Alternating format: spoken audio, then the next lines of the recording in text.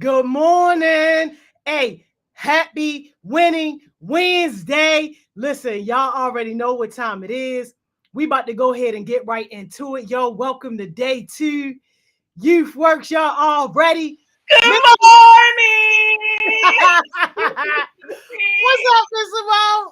Good morning, Miss Joni. Good morning, Heartbeat. Yo, how you feeling today? I feel great. I feel great. Yesterday, y'all really got my heart going. I was ready. I was running around my house, ripping my bonnet off in the morning. Good morning. Ripping your bonnet off, yo. Yo, I had to, Miss Joni. I yo, got my scarf and I took it off and I waved yo. it down. I was like, are they ready? Somebody grab their bonnet right now, yo. Yo, hey, Mr. Somebody sitting in the house like this right now, yo. Yo, Don't forget rip the that phone. thing off, yo.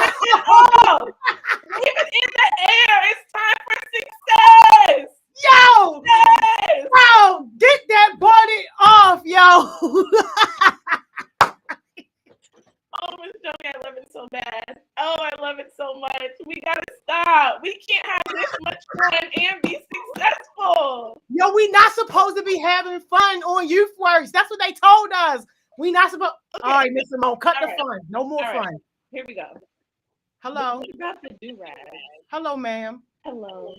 How A are you? do-rag, you say? A do-rag? Yeah, what about the people? Because we got the bonnets, but what about the people who stay in the bed with their do-rag on?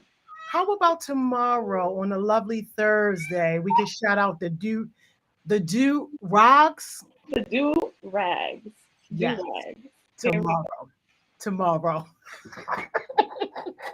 Oh, I love it here. I love it here so much.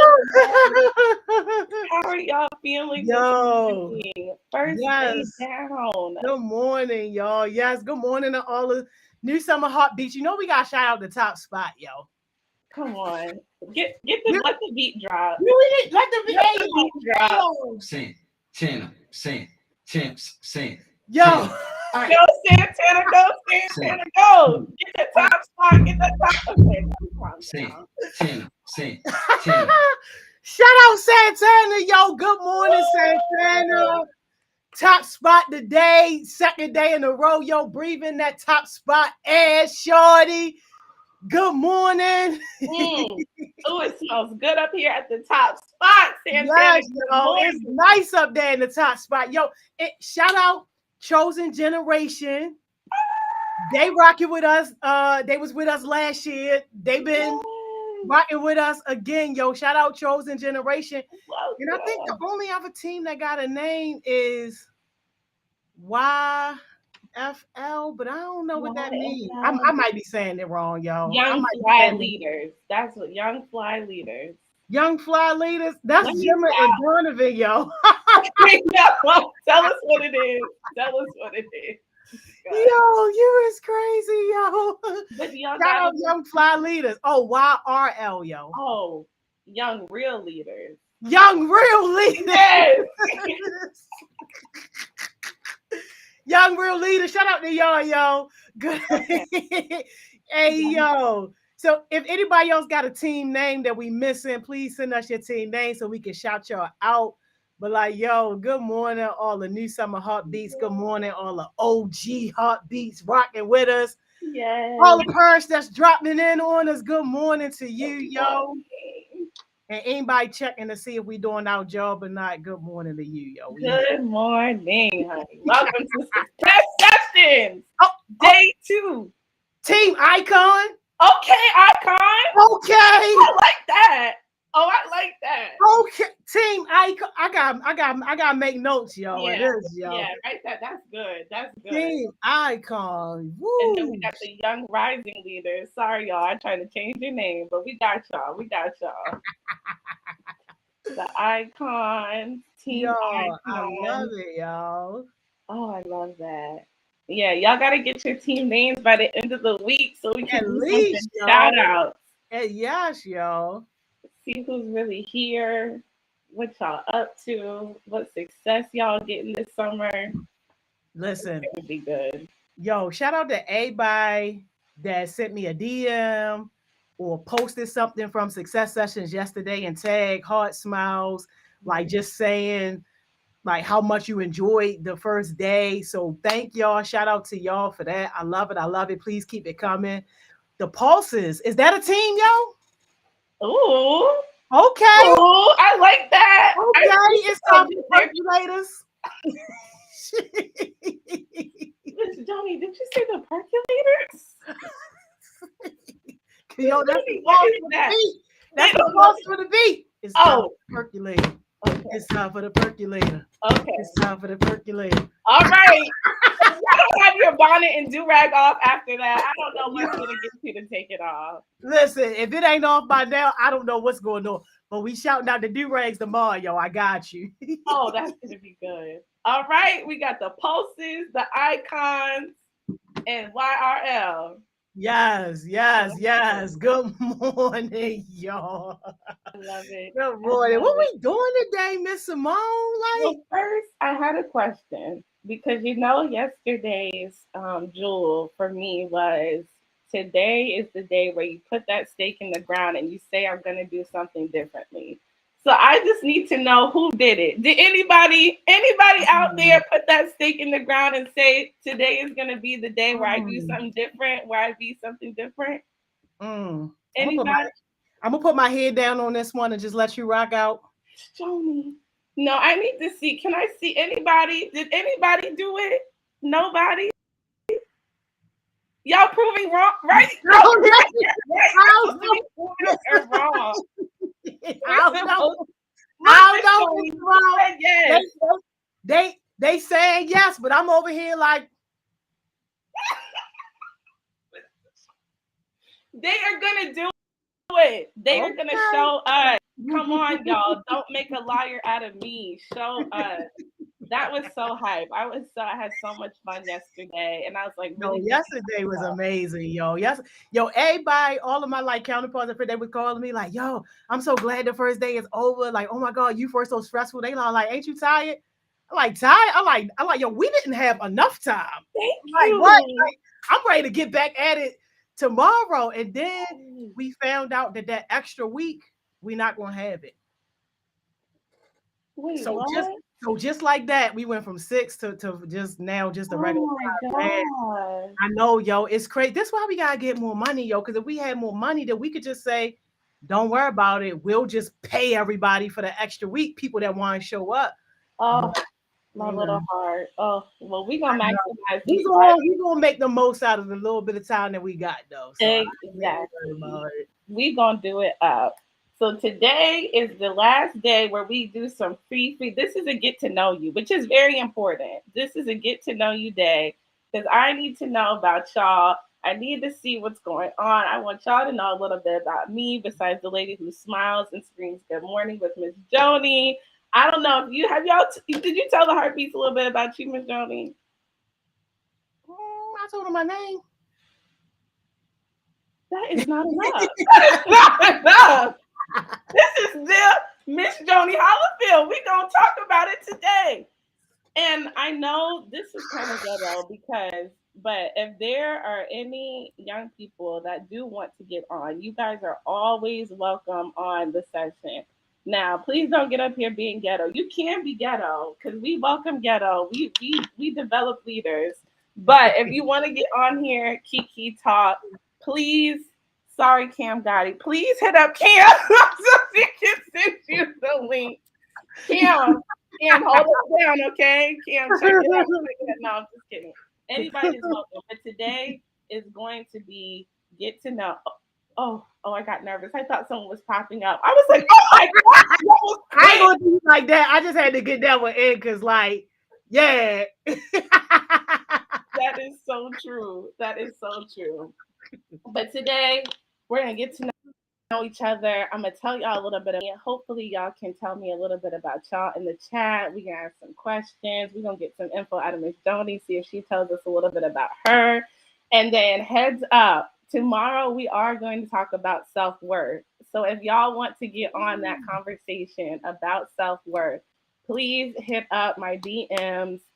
Lord, I don't check my Instagram, but y'all keep me in the DMs, so I will check them. My what is it called? What is the app thing? Is it an app? Lord. Yeah, yo. Is that what it's called? At love_Simone, SIMONE, with 2 E's. And we are going to talk about self-worth. So if you want to talk and add to the conversation, add value, please join. Nothing is too big or small. We are going to get into it tomorrow. But today, we're going to talk about us. Because that's also a part of knowing yourself. You got to know who you are to know what your worth is. So Come on now. that's what we're going to do. Come So on. I want to know where the people are from. Where are y'all from? Where are y'all from? And if you're from Baltimore, you know you got to tell me if you're from East or West, because we got to know. It's only right. I personally am from Virginia. I hope I'm not the only one. I hope we have some other VA babies in the house. Anybody? Anybody? Okay. I see a lot of Baltimore. Okay. South side, East, West. Miss Joni, tell the people where you're from. Okay, New York in the house. Well, I represent Baltimore. I'm from Baltimore. I was raised in Baltimore, but technically I was born in North Carolina. Really? Yeah, I was born on an army base, Fort Bragg in North Carolina. Miss Joni, what the heck? Did you ever I tell know me? I don't it ain't something that I mentioned because all I know is Baltimore. I was raised in Baltimore. The ghetto Exactly. streets of West Side, Ricestown and Gwen Falls. I think ghetto streets of West Side. Yes. Yeah. Baltimore raised and made, but that is still important. That's awesome, Miss Joni. So you also got a little dirty South in you, North Carolina. I don't know about it. Okay. Well, we need to take a trip. That'll add that to the list. Heartbeats. We taking a trip to we need to put a heart smile sign on that military base where you were born. Yes. Okay. I see y'all. People from North Carolina too. This is good. Harford County. That's Okay, the okay. thing. I'm the same way, Miss Joni, because I was born in Richmond, Virginia, but my parents or my dad's in the military, so we moved very quickly. Like I probably came out the womb, stayed there for a month, and then we were on to the next station. So I still claim Virginia because I got to grow up there for about like 7 years, but traveled a lot of different places.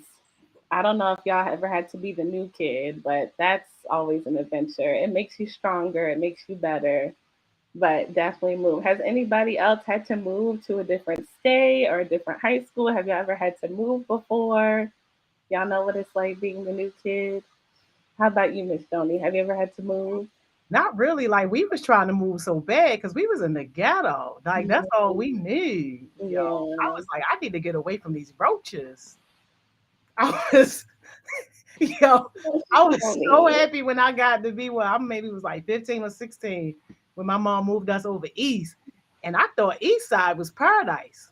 I'm Yeah. like, yo, a tree, a squirrel, like, yes. Like nature, like y'all Yeah, really do. like Like, you could play outside and not have to pile the needles up in the corner. Like, what? I thought I was in heaven, yo. Because that's how it should be. That's how it should be. Get some greenery, some trees, some nice, So I'm glad that you got to see another side. And I knew once you saw that different side, you were like, oh, ain't no way I'm going back. I ain't no way. Ain't no way. Yeah. Ain't no Mhm. way. All right. I see y'all in the chat, y'all. Thank y'all for engaging. This is good. This is good. I'm getting to see where y'all from. We got a little bit of East West, got some North Carolina people. You said you saw some people from New York, right, Miss Joni? Yeah. Oh, this is good. I see some people going to their freshman year of high school. Body, I know. It's okay, y'all. It sucks being the new person, but I promise you it makes you stronger.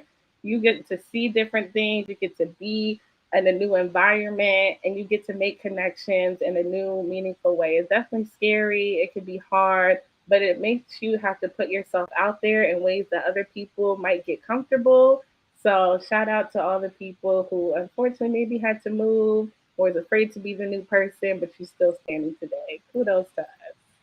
Yeah. Yeah. All right, now what high school? Because y'all know I learned that about Baltimore. Y'all don't play about your high schools. I thought it was just like, oh, cute. Okay, y'all go to Western or y'all go to Poly. No, y'all be cutting people up about high school. So let me know, what high schools do y'all go? Miss Joni, why are you doing that? Cause yo, they about to go. Yo, you done got the Poly and City people riled up. Look, They ain't no also stopping them once they get going, yo. It's no stopping them. Lord, okay, Western City. Jesus, look at Polly. No, I'm Oh, telling Jesus. you. We can't keep up. The chat is going crazy. Okay. All right, Ace, Western, Cristo Ray. Okay, Polly Bard. Okay. Dang, is this the Polly? Is this the Polly Yo, crew? yo, the Poly City robbery, yo, the Oh, worst, yo. Mervo's good. I heard of Mervo. Dunbar. Okay. Digital Harbor. Look at the Western. Okay. All right, ladies, I see you. Yo. All right, Miss Jody, you want to go first about your high school story? You want me to go first? Oh, it don't matter. This your show. You tell me where to go. I'm mad. Okay, you go first. All right. Yeah. So Lake Clifton. Okay, where's that at, Miss Joni? It's East Side. East It's on side. Harper Okay. Road. Yeah, Lake Clifton. And the crazy thing about it is that, like, at the time when I started, like, I didn't see the value in education. Like, nobody was telling me that education was the way out of poverty. I thought that I just had to work myself out of poverty. So I had stopped going to school in the ninth grade. Mm-hmm. And like by the time they caught up, they ended up sending a letter to my mother because I was getting my report cards made. I was telling my little homegirl, yeah, Miss Savon. Wait, Miss Joni, I was let getting my me little finish. report card.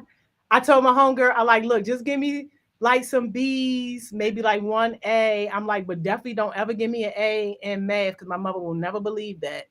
Just give me some B's, some high C's, I'll be good. I Yo, love you so much. had my go was giving my mother my report card, yo, was getting away with it. And then Baltimore City schools, yo, like they finally caught up, yo, and sent my mother this letter talking about I ain't been to school in like 200 some days and all this stuff or whatever. It was crazy. Miss And Sharon, on that. I ended up going back, but I had to do a whole lot just to still not be able to like walk across the stage and all that type of stuff. Like it was just a whole mess. Like I messed myself up Mm, and mainly because of lack of mentorship and guidance. And that's why I am the way that I am now with the heartbeats that I mentor. Like whether or yeah. not you take the advice, you won't ever be able to be in my shoes and say that nobody ever told you. Come on, Miss Joni. Come on. And that's what Man. it's all about. Mm, We want y'all to be great. Knowledge, any mistake, any things that we can pass on to y'all so y'all don't have to. And for all my hard-headed babies, trust me, I used to be hard-headed, and I'm so happy I'm delivered. I'm not gonna lie, there's still some areas I'm working on, so we're gonna work on it. But as we all y'all, get locked in, get a mentor, get some guidance, ask the questions. If you don't like what your situation is, if you don't like how you see things going, lock in because there is a different way. And thank you for being so real with us always, Miss Tony. of course, of A course. great example. Not you, I'm so glad you turned that finessing leadership into positive leadership. You were I out here know, getting report cards made. Report cards I made. know, right? But Mr. Mo, I didn't know no better. And like, yo, Yeah. if it wasn't for people in McDonald's and Comcast, because they the two jobs I worked, Yeah. if nobody would have never like noticed my natural leadership ability and like helped me groom that, they could have just kept me at the bottom level like for forever. Mm. And I would have not have ever known that I had so much more inside of me. Like, but Yeah. because people recognized that and took a chance on me, like my leadership was raw, very raw. Yeah. I'm just thankful to be able to have good people who saw it and was all like, yo, like you can really do something with this. Absolutely. Oh, thank you for those people because we needed you, Miss Joni. We needed you. And that is true. Okay, this is the last thing I gotta stop because I'm gonna tell y'all a little bit about my high school story because we still have a whole much more to get to know about each other. But it's just so important because oh yes, Donovan, get on, get on, get on, get On the away, dawn, let's go. get away from Cam. But it's so important because, like you said, all it takes is that one person. Like, it can be a teacher, a coach, a family member, even your peers, to really see something in you and try to be like, you know what, you don't have to do it this way. You could use all that energy that you're using for bad toward. So I just love that, Miss Joni. I'm also mad that it took them that long. Not y'all missing my Miss Joni for almost 200 days. Let me, what if I was your Baltimore teacher? City, What? Baltimore, Baltimore, and all I was doing was walking around the city. This was at a time No. nobody was asking you like, what, ain't you supposed to be in school? Nobody did nothing. I'm just walking, walking, walking, waiting for my Mm-mm. 3 o'clock shift at McDonald's to start. Oh no. Oh no. And I'm Oh trying to tell my manager, I can work now. He like, nah, you supposed to be in school. Ninja, I can work now. no. Well, see, and that's why it's up to us. Yeah, I know a lot of the times being a young person, they make it feel like it's only up to the adults to make change. But y'all, I hope y'all feel by the end of the summer very empowered to hold yourselves accountable, to hold each other accountable, to do what you need to do. I know high school can be just, sometimes it can be weird, it can be a lot, but it's so important. It's so valuable. It's just Yeah. getting you to that next step, and you blink before you know it, you be graduated and on to the next biggest best thing. So Miss Simone, can I say one thing about that, y'all? yes. It is hard sometimes to make the connection between what you learning in school to real life. And that's where like a lot of us have that disconnect because I'm not a classroom person either.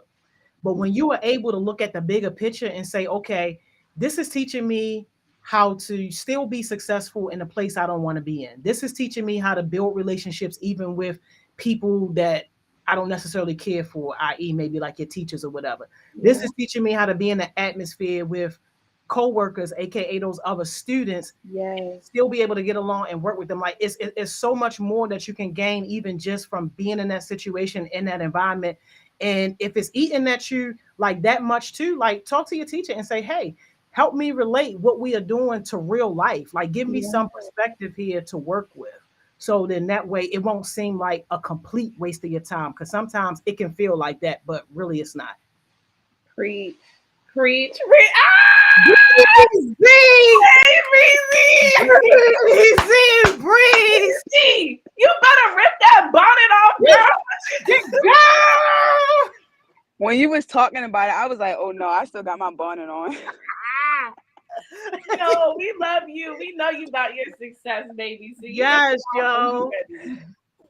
Good I had to hop morning. on. I had to tell all my people, like, I got y'all. Like, if y'all need a mentor, I'm here. Just letting y'all know that this is the time where y'all really gotta lock in because after YouthWorks, we still want to see y'all here. Y'all gotta really lock in. This is where the success starts. Y'all Breezy, say we y'all want gonna have better in the two with us. comments. At the you for we gonna have two with us, Breezy. Too. Don't, Man, all these people don't on listen, YouthWorks, we better have Breezy. all of them. We better have 1,000. Better have 1,000 at 1,000. least. 1,000. Everybody better Okay. be on here. I want to yell heartbeats in the city from anywhere, and everyone just pops out, and they just start popping up because we Man, rise up. Young leaders we better see rise the heart up. smile on the shirt everywhere. Period. Period. Ever since somebody got caught twerking on the gram in the Hot Smile shirt, oh, them shirts is limited. Them shirt, yo, what? Again. That was one of the worst cuts out I ever did. All right, Breezy, Breezy, bring us back. Bring us back. Bring us back. Bring us back. Breezy, this is perfect timing because you just graduated from high school. Congratulations. Congratulations, Breezy. Congratulations. Mhm. You made it. How was your high school experience? Thank you. First, tell us where Polly, you Polly, went. we here. It's them Polly. So I went to Polly, the best ever. But like high school for me, when I first got there, it was a little challenging because just like the transition from like middle school to high school was a little different because just like now nobody is really like holding your hand, nobody is like telling you what time you got to be in your classes, walking you there, da da da da. So it's like everything was like done on your own, and then also like being in like a school where just like so many kids, now you got to like figure out like where you fit in at, and that's kind of like where I was like kind of like stuck at because me and most of my friends from middle school, we didn't have classes together. So I had to like find like my new group of friends, like people that I fit in with. And then Like when I got close to my like senior year, all them friends that I met freshman year was done. I was not friends with none of them. And that's because like something that I personally had to learn was that when you are like elevating, you can't take everybody with you because not everybody will get on the same level that you're on. And it's like it takes a level of maturity where it's just like you got to learn that sometimes it's okay to be alone. Like if you got to take that road, it's always best to go alone because at the end of the day, you don't want somebody that's not on the same level that you are dragging you down because then you work. It's like you built up all that work for nothing just to get broke down by somebody else that don't even have goals for real. So that's kind of where I was at.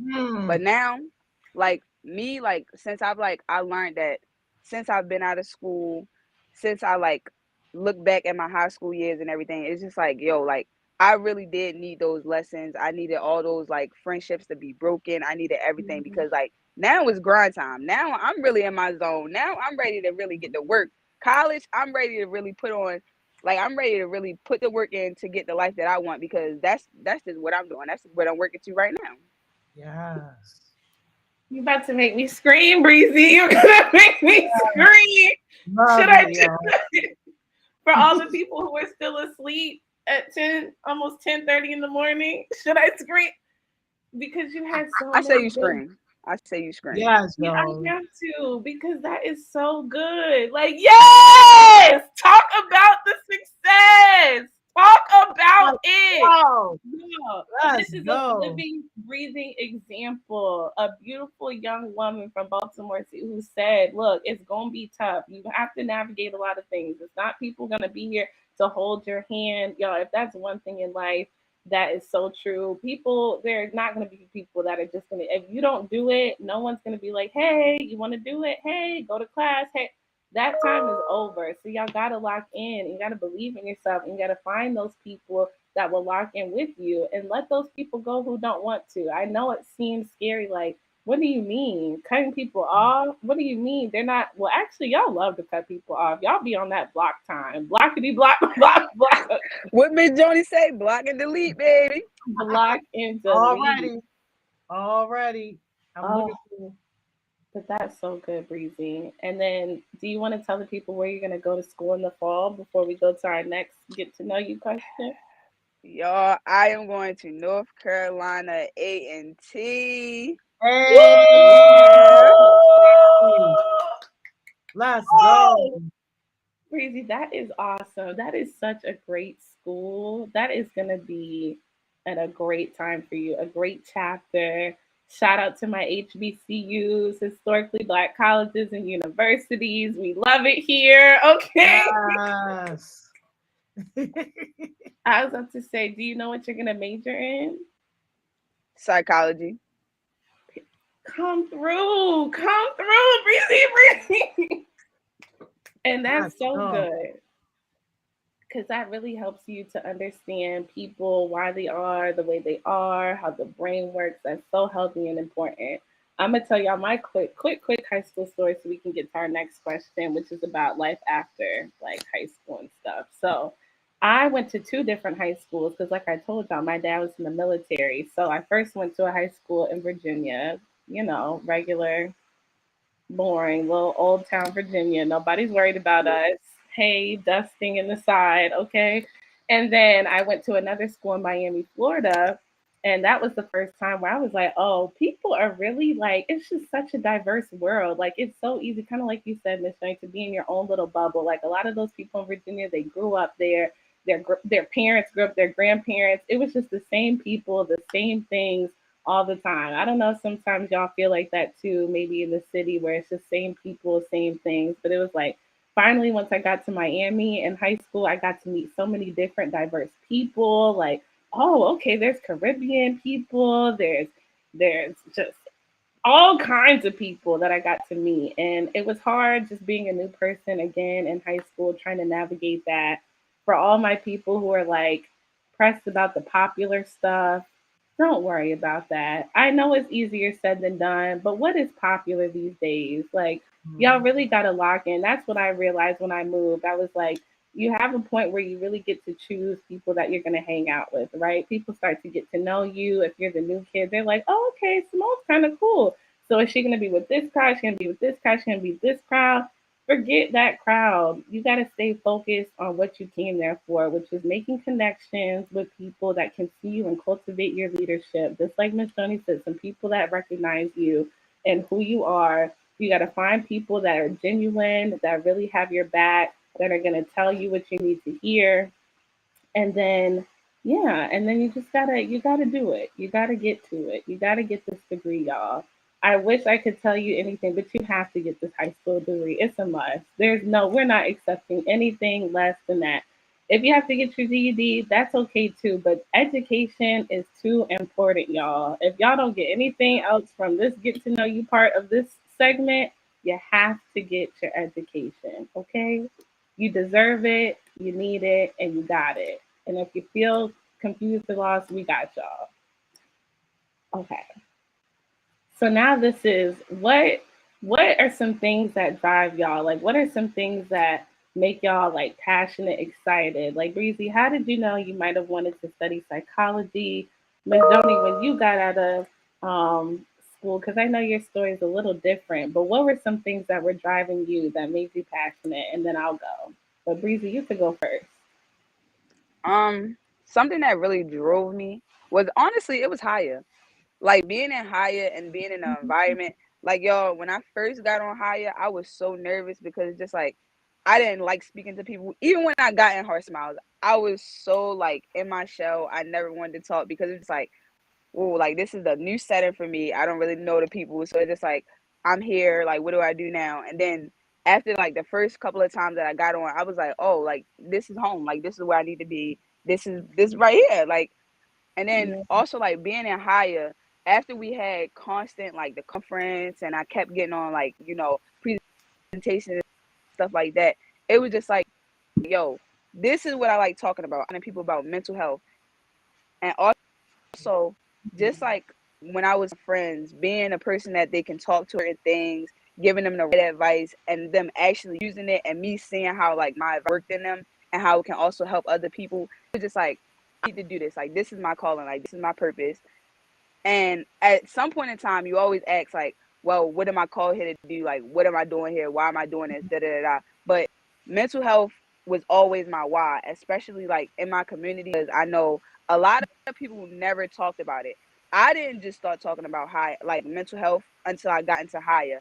So like the thing that I learned, I take that now and I talk to other people about it, which motivates me and pushes me more because I know like at some point in time, me doing what I'm doing now, more people are going to do it when I get older. And I'm going to just see how like we kind of like started this, like higher kind of was like the foundation of it, and how like now like it's elevating, more people joining higher, the conversation around mental health is getting started, and just seeing how like growth of everything. Yes. Love it. I love it. Shout out Dr. K for just creating higher as an opportunity. I love it. Yes, yes. And High is Healing Youth Alliance, right? Yes. Yeah. Yeah. Y'all are still going and active, right? Like it's still a thing. Yes. It's a real thing. Okay, so this is another opportunity that young people can get. Y'all heard us when we said the first day, if you just here for a check, you're not doing it right. Haya, Haya, one of many programs y'all will learn about. And Breezy, y'all do a great job. So thank y'all for doing what you do and for sharing that. And I know you're gonna do so great being a psychology major at North Carolina A&T, baby. Yes. Okay. What about you, Mitch? And I see y'all in the chat. I love y'all. Thank y'all for telling us what drives y'all, what passions you have, and your interests. Keep it coming because I'm looking. I see it. But Miss Jody, you want to tell us what was your drive? What are some of your passions? Yes. I'm gonna do mine. I'm gonna also let on real quick Naya. I don't know if she's comfortable turning the camera on, but Naya is a new summer heartbeat from Cam, Lamar, and Breezy's team. Oh! Dawn to Y'all dawn. see that? Y'all see that? The first the Hey, first new summer heartbeat, yo. So we gotta get into that. Let me do mine real quick. I just didn't want to be broke, Miss Simone. That Yeah. was my only driving like situation. I did not want to be broke. I did not want to be in poverty. So knowing where I came from just really inspired me to want to work really, really hard to create the type of lifestyle that I knew I wanted. I love that, Miss Bernie. I love it. I love it. I love it. And look at you inspiring us. We got new heartbeats I on. love it, We yo. got I Dawn is love on. it. Hey Naya, can you hear us? I can hear you. I'm trying to put the AirPods in, but No, you're can good. you hear me? Yes. Okay. I'm gonna just take them out because it's not working. Now, what was your question again? No, just asking how you're doing, how you're feeling. You're our first new heartbeat on The Success first one, yo. The Session. first one. Oh, It gave. It definitely gave. Yes. I'm feeling good. I like the stream so far. Like y'all give good energy. I love the energy. It's just feel like people I want to be around. Like Yes. y'all give me that. I like that. Oh, well, come on. Be Yes. stuck with Welcome to us. the family. Welcome. Welcome, welcome, welcome. And So, she how are from my y'all doing? group. Y'all She want to from me, tell us? Camilla. Yeah. Okay. All right, not too much though. Not too much. Young minds lead to feel better. Hey. Oh, I love it. Y'all better rise up. Get two people together. Well, Naya and Don, y'all tell us a little bit about y'all. Tell us what high school, where you're from. Give us some tea. Give us a little bit of info. You want to go first or want me to go first? You can go first. I don't mind. Um. Well, my name Naya. I'm from Baltimore, from West Baltimore. Born and raised. Schools. I went to two high schools. I went to Connections. It was like it's a school behind BCCC. I don't know if you heard of it. It's like an Mhm. unknown school. It's a charter school. I went there from 6 to a half of my 11th grade, and then I went to a school called ACE. It's in the Hampton area. I graduated from there. Um, that was in 2020. So I've been out of school for I want to say 2 years. I want to say. Yeah. I start college in August next month. Come on, Naya. Um, Come on. Yes. I took them 2 years because I tried to figure out what I wanted to do in life. You know how you get the parents that they want you to do what they want you to do for your life. I tried dental. It wasn't my cup of tea, and so I just decided to like do what I truly wanted to do was photography, and I've been doing photography. I want to say since 2018.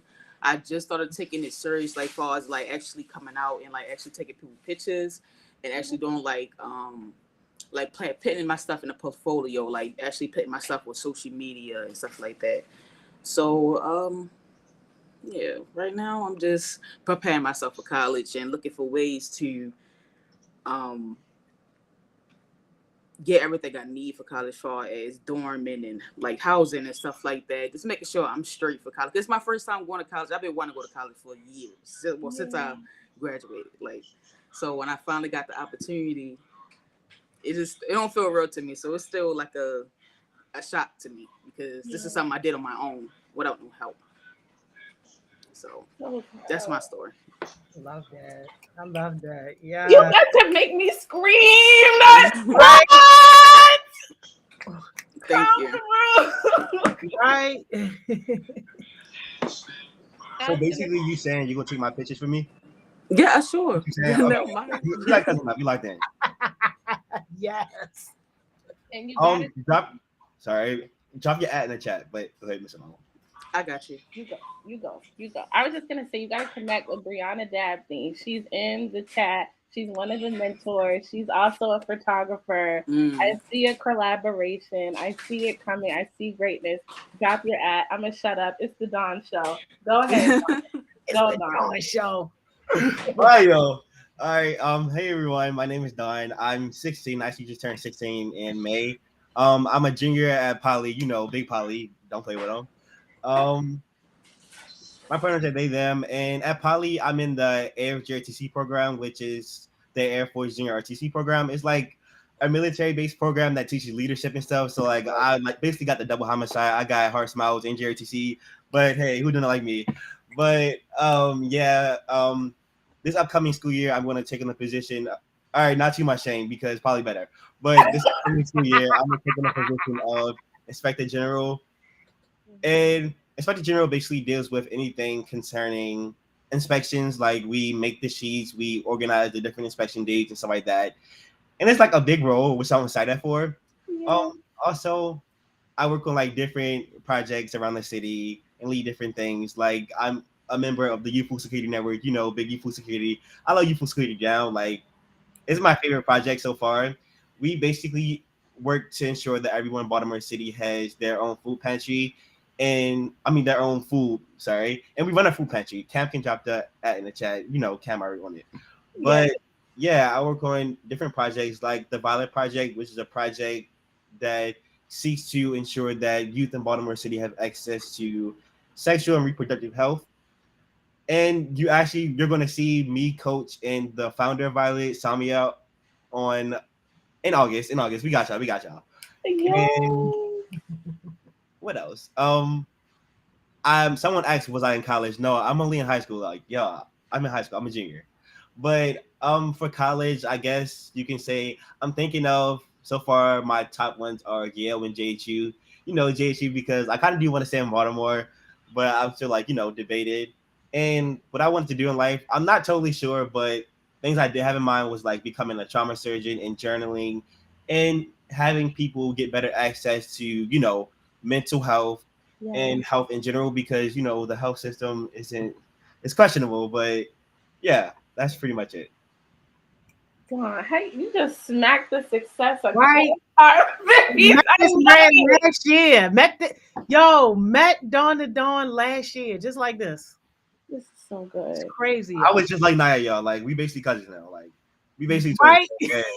I know. Because Don, were you one of the first new heartbeats to get on too? I think I was, and I was like on a session by myself, and Miss Johnny just let me talk, which is nice. Yes. Well, look, this is like great people know great people, do great things. Naya, thank you so much for stepping up and showing out. You done showed us your face now, so you really stuck with us, and we're expecting great things. We got you. Stay locked in. Y'all, it's just never enough time. I'm so sad. We didn't even get to half the other stuff. It's okay. It's okay. Because we still have 5. Does this count as a week? We have 5 weeks, right? We have 5 weeks. Mm-hmm. Yeah. We got 5 weeks. Yeah. Okay, we got all right. Graduation day like tomorrow. Miss Joni, not now. You're gonna make us cry. Okay, so quick, 2 quick more, just quick get to know you questions, and then I know we got Jules. So you could just yell it out after I say it, okay? And in the chat, put in that. Favorite color. 1, 2, 3, blue. Black. Green. I love me some black, y'all. Like black eats down every time. Black and white, like let's go, Don. Miss Joni, get me. You like this now? Like we basically cousins. I'm gonna see the reunion. Like So we got black, gray. Did anyone else say another color? Green, and blue. Yes. Okay, look at us. Got our colors, y'all. Off. Okay, mine's favorite. red and blue. Oh, yours is red and blue, Naya? No. Red and black. All off. We only got a minute and a half. No, Miss Joni, really quick. I'm sorry. Favorite food. chicken. 1, 2, 3, mac and cheese. Pizza. Chicken. You get me now. You like that, like. Okay. Before I get cut off my sessions, and there's I'm sorry, y'all. I'm sorry. Okay, Jules, really quick. Yes, 10 seconds, y'all. Okay. Don, you go first. I can go. I always say this, but it's okay to not be okay. Yes. Okay, go ahead, Breezy. I would say don't be afraid to step out of your comfort zone. Oh, I love that. Okay, mine is know yourself and don't let other people tell you who you are. Woo. All right, Naya, drop it on us. Drop the mic, Naya. Dang, y'all took off my answers. You got it. Come on, girl. You got it. I don't know. I can't think of it. Y'all took all my answers that I wanted to say.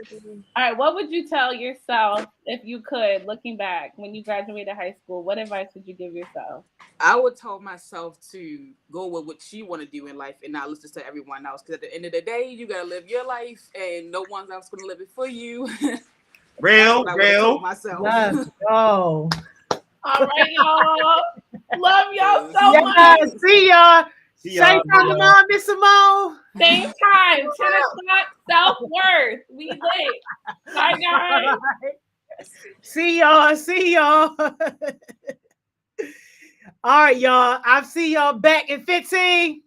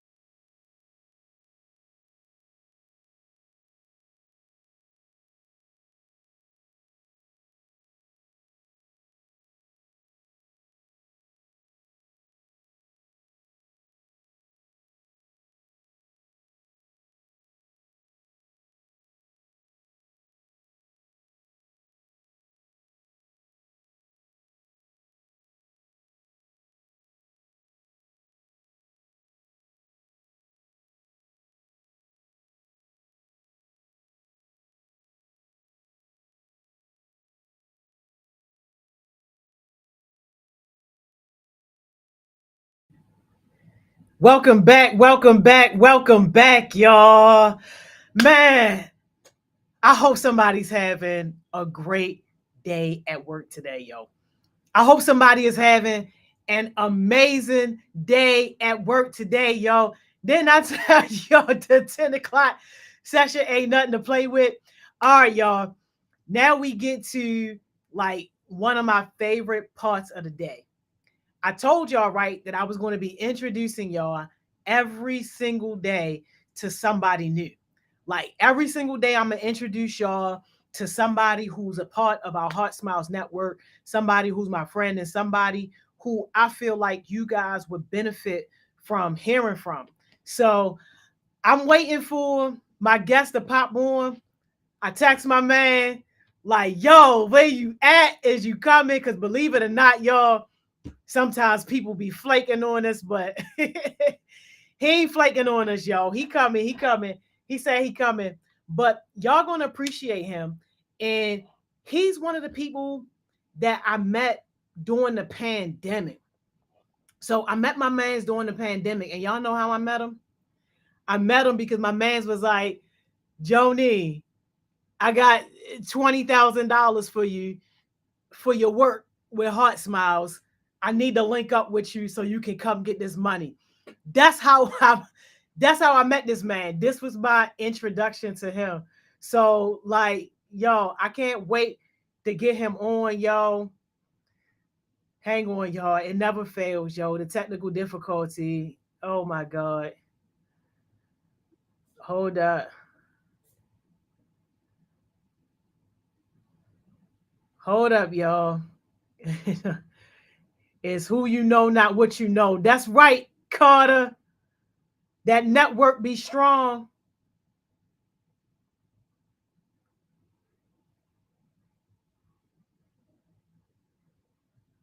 All right, y'all. Hang on, y'all. My man said he having a little trouble.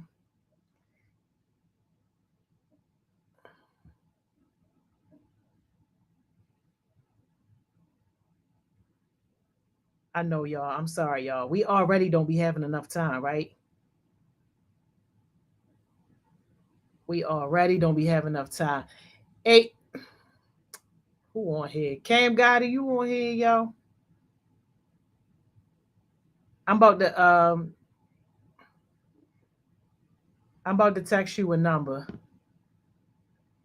Cam Gotti, you on? I'm about to text you a number. Can you help me get this man situated, yo? Please. Please help me get this man situated, yo.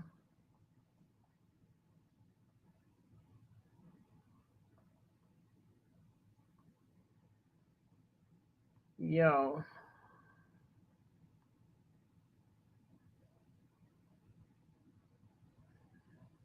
All right. Thank you, Cam Gotti. I just sent you his number, yo. Mr. Tyrone, yo. I just sent you his number. But while I'm waiting for him, y'all, if anybody has just like any general questions for me right now, like I'll go ahead and answer those questions while we waiting on my mans to get on here. I do apologize, y'all, but tech problems is the name of the game, yo. Sometimes. Listen, we don't call it Cam Gotti for no reason, yo. That's definitely one of my right hands. But yeah, any questions or anything I got? Do we ever go to Zoom? Dwayne, that's a great question. Ariana, how does attendance work? All right, let me get those. The only time we go to Zoom is on Fridays. We intentionally, for like success sessions, I intentionally did not want to do Zoom. Like we felt like live was a better situation for us and it gives you more flexibility. Like we don't want to be on a Zoom situation and trying to worry about people having their cameras on and all this type of stuff. So like, nah. And then we also wanted what we're doing to be accessible to people who aren't with YouthWorks and people who just want to come and learn something. So only time we on Zoom, Fridays at 2 o'clock from 2 to 2:45. You on Zoom, but you on Zoom not with the big group, but just with your team. So if you locked in with your mentors gonna make sure that you set up for that. And Ariana, in terms of attendance, you just make sure that your mentors know what your YouTube name is. And as long as you hear commenting, it ain't gotta be nothing all deep. You can do emojis for all we care. Like as long as you showing up in the comments, yo, then we good, and we'll make sure you ain't gotta worry about attendance. Y'all, my man's is here, y'all. I done stalled long enough. Tyrod, what's up? Hey y'all, my bad. Listen, you made sure that link was secure. I could not get in there. Listen, yo, I ain't wanted to be that secure, but thank you so much Not for a problem. just taking time out your busy day to be here with us. Like, I really appreciate that so much. No, thank you for the invite. It's important to have these type of conversations with youth. So I think a lot of times we don't have them enough. So anytime you ever need something like this, please feel free to reach out. Yes, thank you so much. So look, so can we start? Can you start by telling our summer heartbeats, like who the heck is Tyrone? Like, where did you grow up? Where you from? What was that like? I am truly a kid from West Baltimore. We grew up on Eldon right off of Yale Avenue. And for moving from that hood, we moved further into the hood on Fulton Avenue and Baltimore Street. Mm, And I think every day of my life, I just knew I needed more. I think about a lot of my friends growing up that aren't here with me now. And I think about those guys a lot, just from different circumstances of not being able to be here, incarcerated or passed away. I try to make sure that every day that I'm out here living my life, I'm living it to the best of my ability because it can be snatched away. So I grew up in West Baltimore. I went to public school. I went to Beachfield Elementary. Then I went to West Baltimore Middle. I don't know what they're calling it now. I did hear they changed the name. And then I went to Emerson High School and I played sports there. I just always knew I needed to be busy. I'm not a person that likes to have a lot of downtime. One thing my parents taught me growing up is if you got a lot of free time, you got a lot of time to get in trouble. mm, So I always tried to make sure there was something on my plate just to make sure I didn't get into other things that most people were just lingering and latching on to. Like I said, I grew up on Fulton in Baltimore. That was literally directly around the corner from Fayette and Monroe, um, right. especially during that time where it was so famous. Mhm. And right before everybody was writing books about it, the corner, and it became a TV show. And it's funny to see those things because a lot of those guys they were older than me. They might have been my uncles or my cousins. But it was I would say the depiction is accurate, but I would say the way that they looked out for us as little kids was a lot different. So I think that's pretty much me. I work at the health department now. I'm just a hard worker. I always feel like there's more to do. I never give up on a project. Um, I'm dedicated, and I like things, so I like to make sure that I'm out here working hard every day, so I can get nice things that I like. So Listen, I love that. I love that. And shout out to your mom for keeping you active. From that perspective, like what would you say to anybody who's struggling like right now on whether or not to be in the streets or to choose something different, who don't have that guidance? Because I meet so many young people who are like good, smart kids, but out here on the streets, and it's just hard for them to decide whether or not that's where they want to be or not. peer pressure is the realest thing you're gonna ever come across. It's gonna be hard to be an individual around people that you spent so much time around that you're gonna feel like there's gonna hit a moment where you're gonna feel like we don't like the same things anymore. Mm, And you may compromise yourself just because you feel like you know that person so well or you spent so much time with them.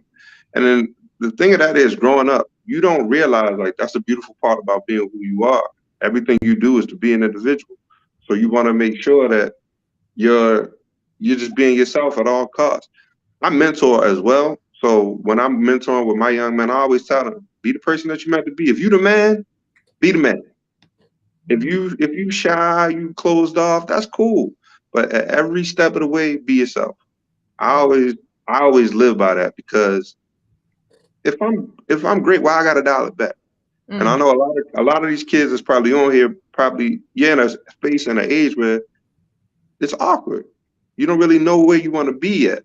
And that's great because the mold hasn't been set yet. So you can do a lot of things, but always let it be true to you. Don't let it be true to what popularity speaks on, and just continue to be yourself. I promise you, the best person you ever going to be is yourself, because that person is going to make you happy.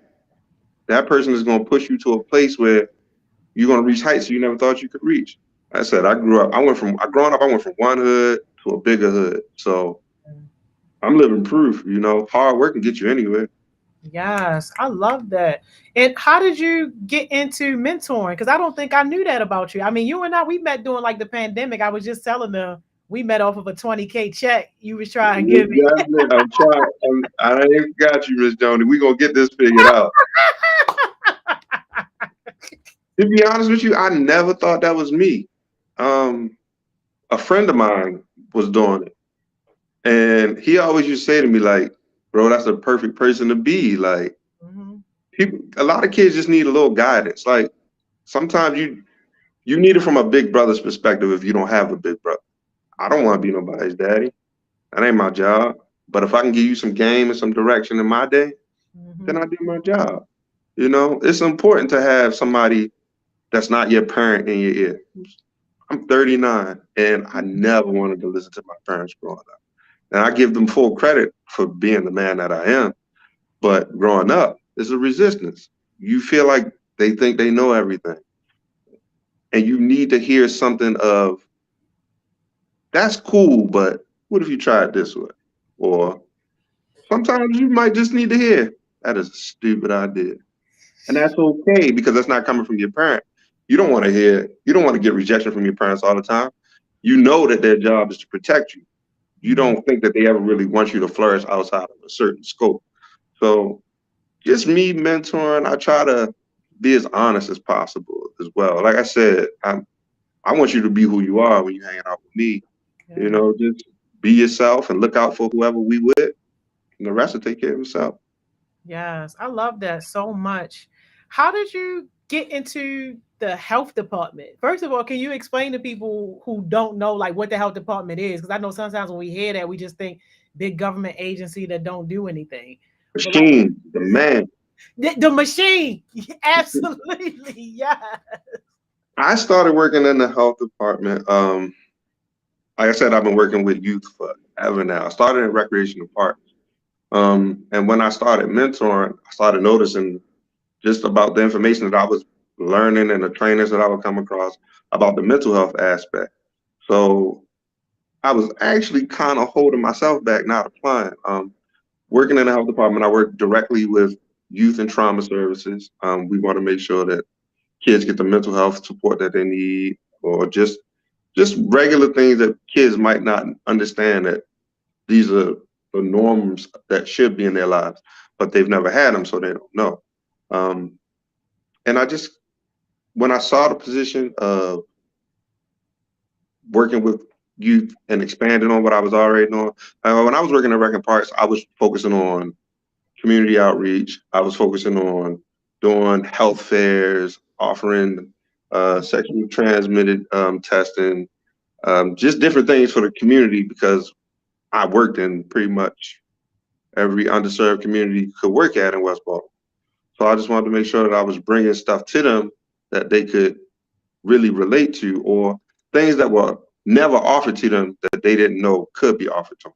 And building on that, we expanded so much doing health fairs. We started doing finger sticks for people with diabetes, high blood pressure checks. I even got my cousin. I don't know if you know 5 Star. I got him to come hang out and do some of those health fairs. Five And DJ Star is a not your couple of them. cousin. That is my first cousin. That's my brother, yo. Are you serious? That was my first cousin. I saw you at his wedding, and I Wow. was actually sick that day. I was supposed to be there. I was sick that day. Oh my, and I normally don't even go to stuff like that. But like people like 5 Star, you gotta show up for them. It doesn't matter what it is. I call my man, I need a DJ for whatever. He don't even send one of his DJs out. He'll come personally to a Heart Smiles event. He's gonna show up, and that's a beautiful thing. So I also got a lot of game from him growing up. Like that's just my big cousin. He always, we ran around, we did a lot of things as kids, but he always made sure like to keep me close. Like this is what we Wow. do. This is how we operate. And I love him for that.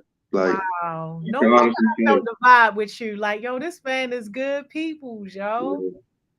So it's just about, and a lot of it is who you surrounded by. Like just like you said, like you get a vibe from people. Like my goal is to never do good. My goal is just to be myself, and I know from my character, I'm gonna put some good out there. Like if you got to try to be good, it's not real. Yeah. Yeah. So let me ask you this. So right, being with the health department, having that perspective from wrecking parks, like what what do you see as like the failing factor from a city perspective? What's going on with all this violence, particularly when it comes to young people? Like where are we failing? And what do you think as like a city we could be doing better? I don't want to say we're failing. I think we're trying a lot of things right now. One thing that I can say that I witnessed is we have stepped into a lot of lives. If you look at like programs for squeegee kids and things like that, Hmm. a lot of those kids aren't getting some of the things that they need at home. So the city is trying to take on that burden, and it's a trial and error right now. But I think the most important part is nobody's giving up. Yeah. Everybody's still looking for an answer, and as long as you're trying to, because the same thing won't work on the same person. Like you got all these heartbeats on here right now. You can't approach all of them the same. And Mm. that's cool because that means all of those are individuals Yeah. and their experiences in life are different. So you gotta just think about what will work. And will it work for everybody? No. But you just keep it rolling until you figure it out. Yes. Yes. I love that. What would you say to young people who know that they want to be leaders and they know that they want to make a difference? Like what type of advice would you give them in terms of what they can do now just as teenagers to help with some of the issues that we have in the city, particularly the violence, because that's like a major one. Be yourself. If that's who you are, be that person. The beautiful thing about that is they have a wonderful outlet right here through Heart Smiles. And Miss Joni knows she can call me about anything. I'm a listen to her regardless. But the biggest part of anything, any journey, is how true to yourself are you. Yeah. You're gonna have to have some give and take. But when it comes to compromising your morals and your values, you got to draw a line. Yeah. If you look at the political climate across the country right now, it is heightened. Everybody is tense. Everybody has an issue with something. But what we don't do is we don't pay attention to our local elections. Our Mm. local elections say a lot about what's going to happen at the top. Hmm. But like you said, if you want to be in politics, you got to learn those things. Those things are important. Most people don't realize like it's a trickle up effect. So you got to pay attention to who's doing what, who's running things, who's turning pages, who's controlling the money. And the quicker you can learn that, the quicker you can have a voice. Mm. It's all about every day. I'm big on just being yourself. I don't Mm. care if you're not sure if you want to identify as a man. I don't care if you want to identify as a woman. Are you being yourself? Let's go. Just don't identify with broke. No, don't ever trans Don't broker ain't identify real. with the No, broke bum. no, no, no. Get your Yo, badge and make sure you're getting paid what you work. listen, please preach, yo. Yes. Make sure you're getting paid what you work. And when you're not, it's time to move on. And Mm. that's okay. That's okay. Like when you realize, all right, I'm worth more than this, like, okay. That's when you can start to have conversations like, hey, I'm doing this and this. And people either notice or they Yeah. notice too late. But they're gonna notice. Yes. When you look at your personal and professional life, what was like the biggest failure that taught you a lesson that you like, man, when you was going through it, it's like, that ain't feel good. That failure hurt, but I'm glad I went through it because it taught me this. Like, what was that? Oh man, that was probably in my 20s. Like I think I based so much off of my personality and people gonna love you regardless. And it wasn't true. Mm, And I had some hard times and really had to change up a lot of things on how I was operating. And it taught me a lot about the people that I was around because a lot of people are what they call fair weather friends. mm. Fair weather friends are it's sunny out, nice 70-degree day, ain't nothing wrong. But let it get too hot or let it get too cold, you're gonna see your friend circle change. And that's important because everybody can't stand it. They don't gotta weather your storm. Never look at anybody like they have to weather your storm. Unless it's your spouse, nobody has to weather the storm that you're going through. Yes. So you just gotta make sure that you understand what level of friendship you have with people. Mm. Everybody ain't down for you to win. You Man, are your biggest cheerleader. you was on fire right now, y'all. Yes, yes, yes. Now look, I don't want to get too political, but I do want to ask you this question because I can only imagine how hard it is being a black man with the climate and everything that's happening in America. Can you give us just your take and maybe some advice for some young men who might be looking at these situations where here we have a young black man who was running away from police, got 60 bullets put up in him, and here you have a young white man who shot and killed like 6 people at a parade, and yet he's in custody alive, and the double standard is just on display. Like, what's your take on that, and what do you say to young black men who literally are like fearing for their life in this country and don't feel safe? Being a black man in America is gonna be the hardest thing you ever done. Whether you're successful, whether you're struggling, at the end of the day, no matter what you do, you black. Mm, And you have to move with a certain level of consciousness to understand that no matter how much they tell you that the world has changed, uh, America's not racist. Yes, it is. Yes, it is.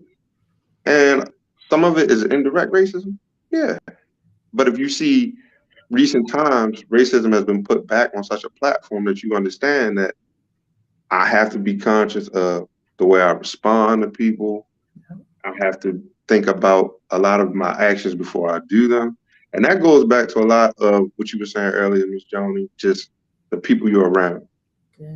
How do you navigate that space?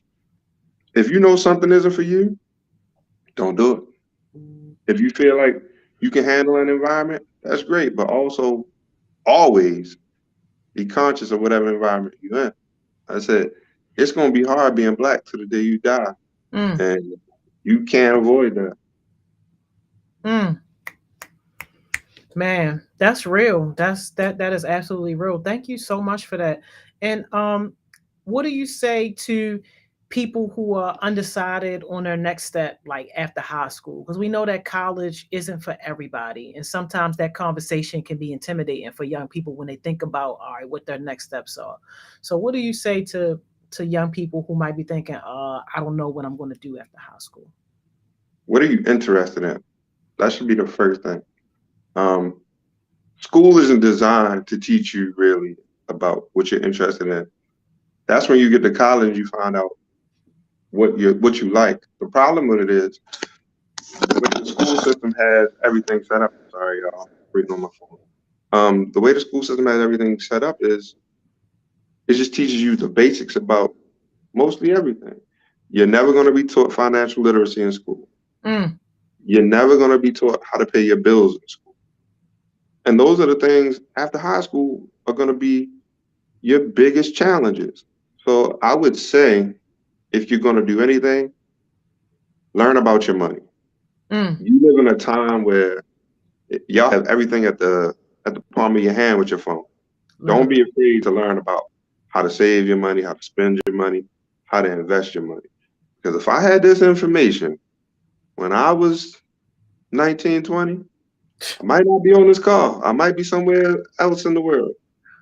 But it's cool because, like I said, you guys can, how do I invest my money? There's an app for everything. And it's a beautiful thing. So as far as college goes, don't be afraid of college, but also understand that college is for you. The trade market in America is so short. Like there are great jobs where you could earn a trade and make great money. Um, I looked at a documentary on National Geographic recently, and y'all can look this up. There's a job called underwater welding. So not only did he have to be a certified lifeguard, but he has to learn how to use the equipment underwater. But the dude is probably one of 5 people in the world that know how to do it. So not What only does his job take him all across the world, he getting paid because who's he competing with? 5 other people in the world? in the world. Look up underwater welding. Yo, sheesh. And they probably working at like theme parks around the world to something like there's a crack in the pool for one of the whales and things like that. Or some of these underwater stations that they have, and they have to be outside in their scuba suits and fix the things. But take the time to figure out what you want to do. Don't be afraid. Like don't let, oh, I'm from Baltimore. All I know is don't ever let that slow you down. I know Yeah. so many people that felt that same way, but even after high school, they enlisted in the military. They found something different. They don't even live here anymore. Yeah. I got a cousin. She just told me she about to go to Toronto with her teaching certificate to teach up there for a few years. It's all about taking whatever you're good at and maximizing it. Push it to the limit. Yes, yes. And we were talking earlier about how sometimes it's hard for students to connect what they are learning in school to the real world. So sometimes like that may contribute to them losing interest. Like what would you say to people who are in high school right now who might be having that feeling like, like I already know that this ain't for me and I feel like I'm wasting my time and it's not really make it make sense. What would you Don't say to look at those it that people? way. Growing up, I wanted to be the guy that read the 6 o'clock news. I Mm. remember my grandmother was infatuated with Stan Snowball. I remember like my grandmother, she would tune into that man regardless. She didn't watch any other news station. He captivated her so much that he captivated me. And I used to wonder, like, what is it about reading the news that was so interesting? So when I grew up, I always knew like I wanted to do something in journalism. And I found out I was actually a better writer than I was a broadcaster. Mm. So when I did go to college, I went for communication. And it's just about what actually interests you. Do you like to tell stories? No. Are you good at math? Because the thing is, everybody's good at something. Don't ever feel shorted like, I Yeah. don't know what I want to do. You have a skill. You just got to find out what that is. And if you don't take any classes ever, take a critical thinking class Mm. because critical thinking is going to teach you how to take your idea, break it down to the bare minimum, and then build it back up. Mm. So I'm not as big a fan of college now, um, simply because just my personal opinion. I feel like college has turned into big business. Mm. Um, and I think it leaves a lot of people in debt, and most of them aren't doing what they thought they would be doing. Yeah. Um, do I feel like education can be useful? Absolutely. Absolutely. I figured out one day that I was just good at creative writing. Mm. Yo, I love that so much for you. Like seriously. Um when you think about something that you wish you would have known back then, like, and maybe it probably could have changed your trajectory, like what is that? Can you talk us through what that is? Investing my money. I Mm, think that about kind of money. all I think about all the money I wasted on sneakers, clothes, all of that. If you buy one share of Nike, that's equivalent to buying one pair of sneakers. That one stock is gonna feed you in the long run versus in a pair of shoes that you wear for what, 6 months. But also, if you're a shoe collector, Mm. shoes are big money now. They're just as valuable as the stock market. People will pay upwards of $1,000 for a pair of shoes that they feel is very rare. So if you know how to authenticate a sneaker, uh, if you know how to refurbish a sneaker, like there's so many things that y'all have access to. Like I remember growing up, famous line was either you sling a crack rock or you got a wicked jump shot. Okay, ready to die. You was gonna play sports or you was gonna be out here on the block and be the man. Yeah. And my mother knew she wanted me to be active, so she put me in sports. But I think there was sort of just a gratefulness that I was playing sports. There was no picking it apart and feeling like, all right, how can we make you better? Because if you can get 4 free years out of college, forget going to any league. If you can get 4 free years of school, do it. Let America pay your bill. Yo, I love it, yo. Let America pay your bill. Because you're gonna have to end up paying taxes either way. At least let them pick up one of these bills. Yo, I love it. George said, what sports did you play? I played football, basketball, and baseball like 2 years. I remember I ran track 1 year and I never did it again. It was exhausting. Yo. Hey, yo. Yo said, that's my goal in life. I want to get a scholarship. That's right, Melody. I think that might be one Yeah. of the most amazing things I've heard. Let Everybody should be America pay your aiming for a bills. scholarship. Absolutely. Let them pay for you to learn. Absolutely. Because if you think about these PWIs like Harvard, and that's another thing that bothers me about college. Our black children get chosen for athletic scholarships. You don't really hear about these other scholarships where they become journalism majors or they become physics majors and they got a full free ride because they're good at math or they know how to write or they understand the English language. You don't hear about those scholarships in our communities in our school. But if you look up Harvard and like some of these people that they're giving away scholarships to, they're nowhere near on an athletic. Mm. Baby Barack and Muhammad said, when did you start investing? Started investing maybe about 4 years ago. Um, I think that was when I started realizing how much information was so readily available. And I just started by just doing it. A lot of people don't realize like the more you think about doing something, you're not going to do it. So I Mm. just got into it one day, and the more I learned, like okay, let me control it because I'm doing too much of this, and I don't need these stocks because these are the same type of stocks. You don't need 3 telecom stocks. You don't need you don't need 3 cruise line stocks. You just need to focus on who's doing the best. And after a while, you'll start to learn, like, okay, let me look up what this company is. Look at the everyday things you use. Everybody using Clorox right now. Yeah, Look yeah. at what company owns Clorox. Invest your money in that. I've been doing it so long now. Now I'm researching CEOs of these companies. Like who's in charge? Because if you're running a multi-billion-dollar business, I can find you on the internet. They're not just putting anybody in that seat. So you'll get it. Just do it. Don't wait for it. Like go buy a stock of AT&T. AT&T pays a rather good dividend. And let's say if you buy a stock for $47, at the end of that quarter, it'll pay you $1 and some change. But after you own so many stocks of it, them dollar and change is gonna add up. Mm-hmm. Yo, yes, yo. And people should start investing now, even as teenagers. Especially now. Especially now. I promise you, if you do it now and don't go, oh, I made some money, let me sell it. Really start to research what you're doing. Like how many of y'all are on iPhones right now? Invest your money in Apple. Yeah. Who's your telecom service? Who's your phone provider? Invest in that company.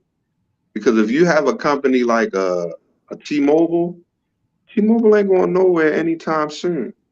So you just got to figure out how to invest your money, when to invest your money, and then you'll learn other things. You'll learn about index funds, things like that, where you get a bunch of companies for one price. They're small shares of a company, but the more index funds you buy, the more of that company that you own.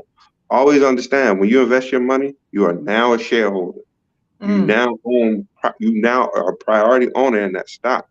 So when you hear about companies taking over other companies, that's because they bought so much of that company, they could come in and take over. So be a shareholder, buy those stocks, and just let them sit. But don't get caught up in I need to put all my money in stocks because it doesn't always work like that. You should have a fair amount of cash and a fair amount of stocks. Y'all are young, so right now probably a fair amount of cash for y'all might be $200-300. But as you keep putting that money into that stock portfolio, that money's going to grow substantially. And if you invest in the right companies, those companies will pay you. So you just gotta do your research. Like I said, AT&T is a great company to start with. They do pay a dividend. Look up what a dividend is, and you'll understand. That's your first lesson. Look up what a dividend is. Yes. When you start realizing those dividends add up, even Apple, they pay a small dividend, but when you own so many shares of Apple, it'll be worth it. Yo, I love it, yo. I love it. We don't talk about money and finances enough. So I can't wait till we get into some of the sessions because we got financial people coming on so we can really go in on that. So Beautiful. yes, thank you, thank you. De'Ara wanted to know, did you go to college, and if so, which one did you go to? I don't think you said that you went though, but Did go to college. you did. I finished. Yes, I did go to college, and I bounced around for a while because I didn't really know what I was doing at the time, at an early age. But I did finally finish my degree online at the University of Phoenix with a degree in communication, focus in broadcast journalism. Wow. Yo, so you could literally run like a station like 92Q or something like that, or something that's like on I TV, worked, like CNN. I worked at WEAA for a few years. Did you? Yep. Wow. Wow. And why did you get out of that? Because that seems like more in line with like your degree. I think at that time it just wasn't getting me everything that I needed, and I had a job. Um, Mm. I have a daughter, and right now, and let me let y'all understand, being a parent is a full-time job, a full-time investment. So if you ain't ready for it, please understand that about yourself. That goes with another part of knowing who you are. But my daughter is a full-time job and a full-time investment, and everything that I do now is about her future. Where am I going to live at? Because I need her to be in a good school district. What activities is she going to be in? And you'll get it. You'll get it when you get to that stage. But if you don't have to be at that stage, don't be at that stage. And I'm 39. My daughter's 2. So Listen, man, you said a whole lot by saying a whole lot, and I love it. Thank you. Yo, yes. King said, what made you have this outlook on life, and would you change it if your life was different? one of my one of my friends was killed when we were 14. Mm. And at that particular time, we literally rode right past it and didn't know it was him. We found out later that day. And somebody tried to rob him. He tried to run. They shot him in the back of the head as he was running away. Um, at 14, that resonated with me like so much. I was like, Mm. yo, like all he wanted to do, and most of y'all, even me back then, all he wanted to do was get fresh, go mind his business, have a couple dollars in his pocket. Um, and that day, it changed a lot because he was just somebody everybody loved. And it when you think about stuff like that, like how it really affected the entire neighborhood, everybody you grew up with, it's gonna change something in you, you know? Uh, just one of one of my best friends ever. He was born the day before me, and we had spent our birthdays together for decades. And when he got murdered, Mm. I think that one really took me back. And I got sick of seeing the same neighborhood, same community. Like it was like, what's this for anymore? You know, everybody had something in them where you'll either look at it like this is the norm, or you're gonna look at it like this ain't for me no more. Yeah. And everybody has that defining moment. I think you just got to figure out when yours will come, or has it come. Y'all clearly want better because y'all are on this call. So I don't think that defining moment will be hard for you to realize. Yeah. Mm. Yeah. So sorry about that. And it's just sad because it's it's rare that you find a person in Baltimore that hasn't been touched by the violence in some type of way. Right. It's crazy. Um, Baby Barack said, "What do you think is the most important thing to work on or to remember going into my senior year in preparation for college?" First of all, baby Barack, I love that name. Finish strong. Mhm. Finish strong. You at the finish line. Like just just figure it out and stay focused. You know, I think my senior year, I had so much free time because of all the classes that I had finished. I didn't want to do work study, Mm. and I was kind of just failing forward. Looking back at that now, I wish I would have like filled those gaps with something. Like it just wasn't. Yeah, there's a lot of wasted time. But I felt like, man, I had did so much. Like I'm at the finish line, so don't let any of that time become idle. Just focus on crossing that finish line and figuring out what that next step is. But don't let any of that time be idle. Yes. Mael said, "I want to be a neurosurgeon. How do you get your career path started?" You're going to college. Um, I would definitely talk to. Can you still talk to your counselor now? What school do you go? What school does she go to? I'm not even sure. Mael, shout out your school, yo. And Jamal want to know if you have any advice for freshmen. Be yourself. Like everybody not gonna like you, and I think we live in a time where people are so caught up where you either want everybody to like you or somebody doesn't like you and they consider it a hater. No, you just don't mesh well with everybody. Um, but going into high school, like me, I knew I was gonna be myself because I had plans on playing sports. I had played youth sports. I'm like, I'm gonna go into this. I got a plan.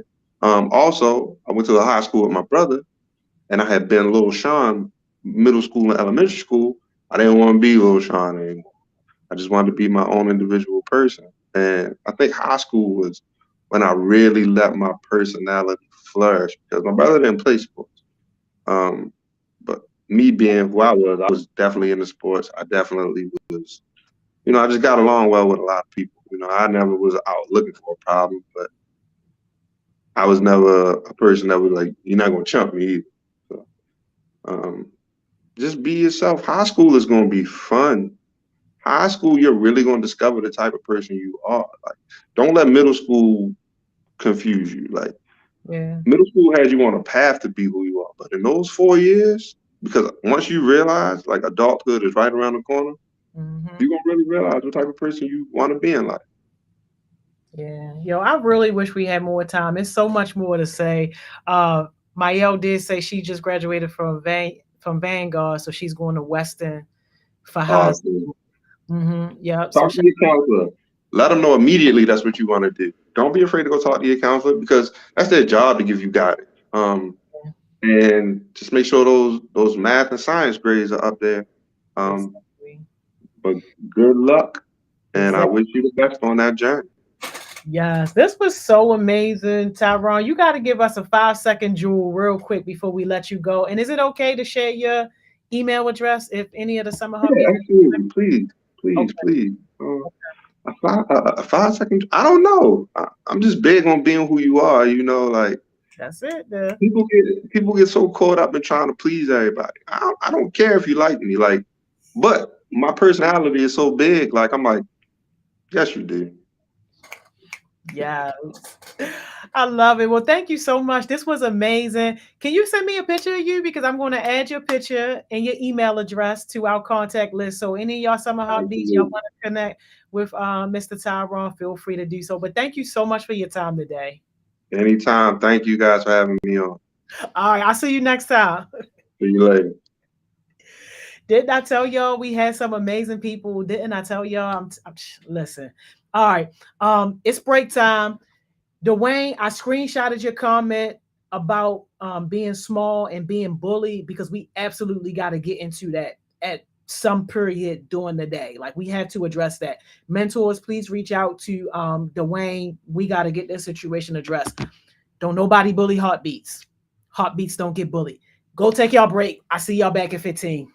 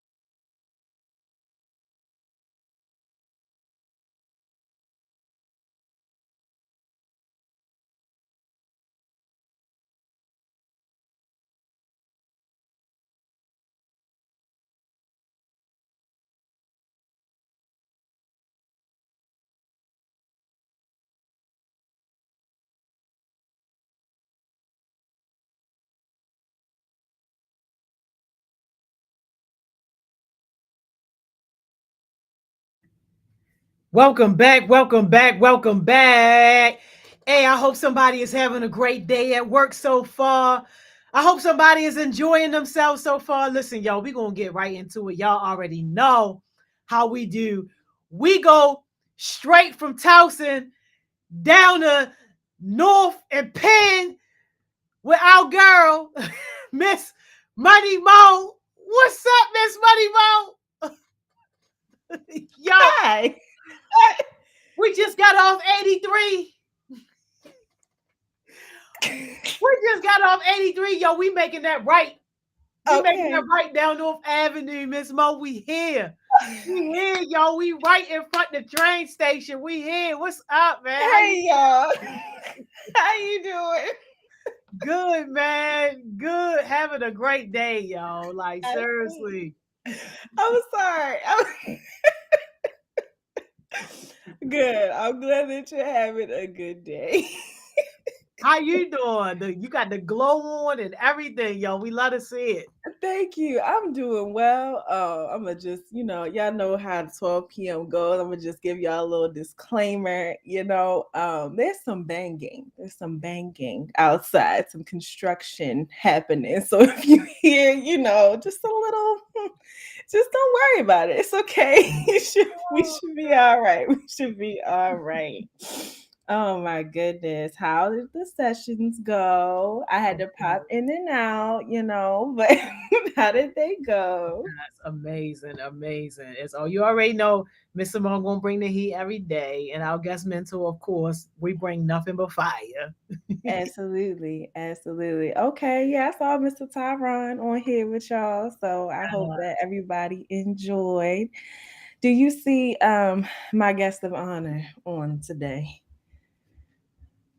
It's fine. It's okay. We're gonna get started. We're gonna get started. No guess around here, shorty. we go get started with that. Just wait till you see who it is. I give you one guess because on my stuff, it's always Is it somebody that we like. Yeah, we like him. I like him a lot. Yeah, we like him. It's just always my stuff that he don't. Coach Johnson, yo, it's your son. It's your son, Coach Johnson. We'll see him in a little bit. We'll see him in a few. It's fine. Yes, Don, come on up here. I know you got the link already, so you just come right on. All right, y'all. So today we're gonna talk about people pleasing. That's a topic that is near and dear to my heart, but also I know that a lot of people may struggle with that particular thing. So that's what we're gonna talk about. That's what we're gonna get into. As ready for this. As always, feel free to hop on if you would like. I think Don's already coming, so come on over. Shalaw's coming too. I don't know when he's coming to. Maybe he's having technical difficulties. I don't know. But let's get into our question for today. This one is one of my favorites because we always get like, "Hey, Don." How are the Don? They're gonna be on all the same. Hey, basically, like I basically live here, but hey. Yes. Fine with me. Let me see. Chastity, can I join with this one? You sure can. Let's go, Chastity. Somebody send Chastity the link. Somebody send the link to Chastity. Oh Lord. Okay. I like this question because we always get these interesting answers every year with this one. So, what is the weirdest food combination that you eat? I'm gonna say it again. What is the weirdest food combination that you eat? Don, you want to get us started, or you want me to go first? I guess I can go first. I guess, but I guess you could say the weirdest food combination would be mac and cheese and yams. I don't really think it's weird because like a lot of people like it, so it's buzz, but yeah. My bodyguard is here, everybody. Welcome. Welcome to the 12 o'clock session. How are you? I'm good. I can't complain. How about y'all? Good. We're good. We are definitely okay. I don't think the mac and cheese and yams is weird at all, Don. I do that. Honestly, on Thanksgiving, I don't really know how people feel about Thanksgiving, but on Thanksgiving, I basically eat everything just all together. Whatever I see, wherever the fork goes, is just what's happening. It doesn't matter what. It doesn't matter what's next to what. Mr. Bonner, what's your weird food combination? So I can answer that honestly, right? Yes. So, Hello, Shalal. Welcome. y'all ever had like like Cheetos and milk? Don't like it. All right, now before y'all say ill and like ill and yuck, like I've been eating it, so it's like leave me be. But Cheetos and milk, You dip the Cheetos in the milk? I don't dip it. I just put it in the bowl of milk and I eat it. Yeah, you're going to jail. No, you're going to prison. Like, are you serious right now? Yes, like Oh man, I Like thought it was cereal? okay. All right, that's Mr. okay. Bonnet. Everybody look, has their preferences. It's okay. look. That's all Not right. everybody always have food, so it's I like got to cover the camera. Cover mine too. No, listen, But it's I okay. get It's it. okay. We still love you. At first, I thought because some people drink milk to like bring down the spice levels. Like sometimes it's actually worse to like drink water if your mouth is feeling hot, feeling spicy. So I thought that that's where that was going. But what? that's okay. It's not hot Cheetos. It's just normal Cheetos. That's all right. It's okay. It's Jail. all right. I understand if it was hot Cheetos, but normal Cheetos?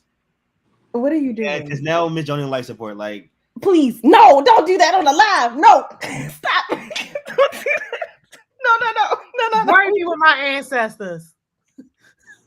Okay, let's move on. the ancestors are rolling.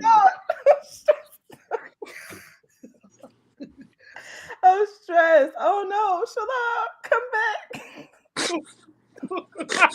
That's Why? broke Someone bum said broke bum cereal. Oh my God. Yo, who said that? Yo, Melody said. Oh my God. Why do y'all wait? Everything goes smoothly. Everything is Bro, fine for the first 2 hours. Everything is cool every 2 o'clock. 12 o'clock. It's something about it. It's just okay. Let's go. Let's get into some of these comments. So Kay said mac and cheese with ketchup. De'Ara said honey and fish. Welcome back, Shalal. Thank you so much. Jamal said watermelon and mustard hit hit different. Okay, I saw that Lizzo did that or something, and then she had a whole bunch of people like trying that out. Hot dog and barbecue sauce from Dwayne. that's not even Um, weird. yeah, I do that, especially when it's like no ketchup or it's just unavailable or something. I use barbecue sauce like on everything. Pickles with bread. All right, Khalil, that's what's up. I'm impartial to Ramen the noodles pickles. and ketchup. I don't do pickles. Pickles That's are that just devil's soup. they're not for me. They're not for me. Gabrielle, pineapples and honey. Okay. All right. Mashed potatoes and corn. I don't think that's weird, Kiara, at all. I think I do that often. Let's see what else. Oh, Antonio, you got some people on here just giving their reactions to yours, but it's okay. It's all right. Shalal, can we hear you? Can you hear me? Yes. Hello. I don't know what's going on with my signal, but it's going up. It's Um, okay. Go ahead and give a quick intro of yourself before you pop out. You pop out. Just go ahead and say who you are. I'm Shalad Johnson, Coach Johnson, Team Icon. You know what I'm saying? Team Icon for me and Zion. So put that out there. So everybody, Team Icon, there we go. Um, I'm Shalad Johnson, Coach Johnson. I'm 20 years old. I go to Shawan University. Hearts and Mouths mentor. Hilly for Alliance ambassador. I'm everywhere basically. You know, I'm everywhere. I got my own business called Mentoring the Basketball Changing Lives, where I started when I was 16 years old, just to help youth that has mental health issues, like giving them an outlet, you know, with like basketball and expressing their emotions.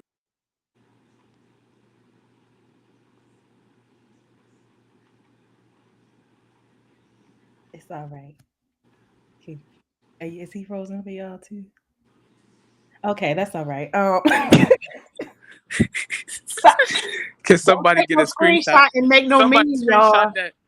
Go get a Don't take screenshot, no y'all. screenshot and make a Oh. meme and tag heart smiles. Oh Please my don't do God. it. Don't do it, y'all. God. Basically, she's saying, "Do it, y'all. Come on, take the Do screenshot." not do it, yo. Do not do it. We don't play that around here, yo. We are a professional entity. Do not take no screenshot, make a meme, and tag heart smiles. Wow, yo. You don't have to do that to him. First of all, y'all, Miss Jody be screenshot. She don't do that much anymore, but she'll find a photo of me looking goofy or take a picture of me on a meme.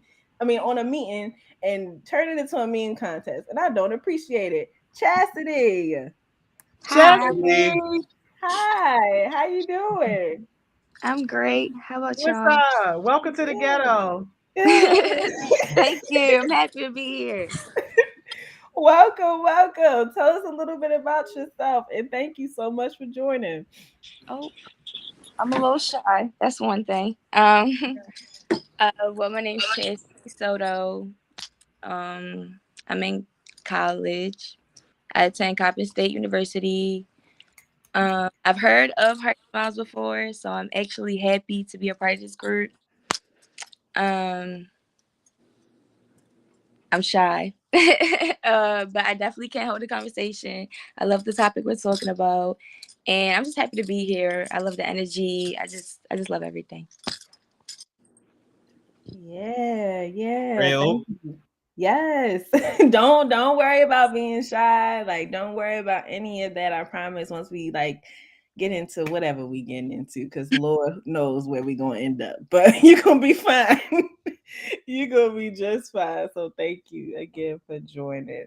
Shalom, honey. I don't even want to talk. I don't even want to talk because Miss Joni, you did me dirty. I don't even want to talk. Miss Joni, I thought we was besties. We are But you besties. Best gonna put friends me for on live life. like that? You gonna put me That on was my live like that? doppelganger. I told Not Oh, double what game. is that? while I'm on Oh, live. yo. You know, I could never. Miss Johnny would never do that, but hey. Right. Okay, Lord, Shalom. Weirdest food combination while we have you. Mac and cheese and barbecue sauce. That's normal, in my opinion. And that's one to me too, especially if it's like barbecue chicken and a little bit of Oh, sauce well, then on there. there we go. There we go. That's It a has good to be one. the meatballs. It has to be the meatballs. Oh, the meatballs. That's good too. That's good. See, you get me. You like this. Same way with. Yeah, Miss Joni looking at us like that because she don't have none because she eats Grapes and strawberries on a daily. Man, every All right, time so not too much on fruit. Even though I'm allergic to most fruit, not too much. The chat was just like, pew. The combinations, I can't do it. Give me what I'm having and make sure everything is like in its own little space. I don't want all that mixed up stuff. But I do like barbecue sauce.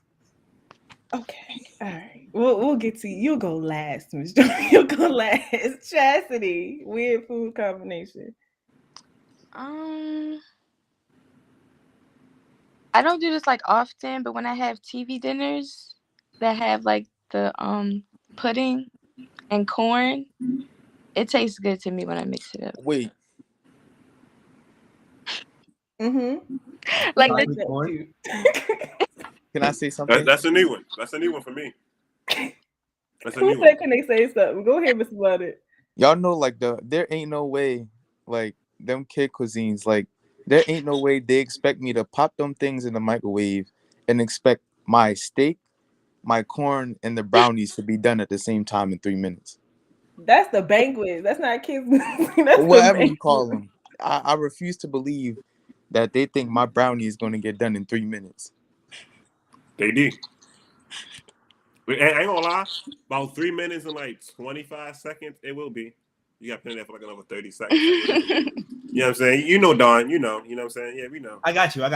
Yeah, we know. Yeah, see, it'll be like that. Okay. Yo, Miss Joni, I think Miss Joni, you should really invest in the TV dinners because it's like you always on the move, so you can just pop it in there for like 3 minutes for real, and then go in the Right. GMC I'm truck. never eating. I will starve before I eat a TV dinner. No, thank you.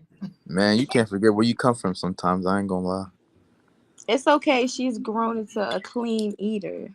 No, she just bougie. That's all it is. She just bougie. Clean eating is not bougie, you know. Right. It is what it is, child. Okay. I didn't forgot my food combination. No, I remember. Hear me out. Mhm. Eggs.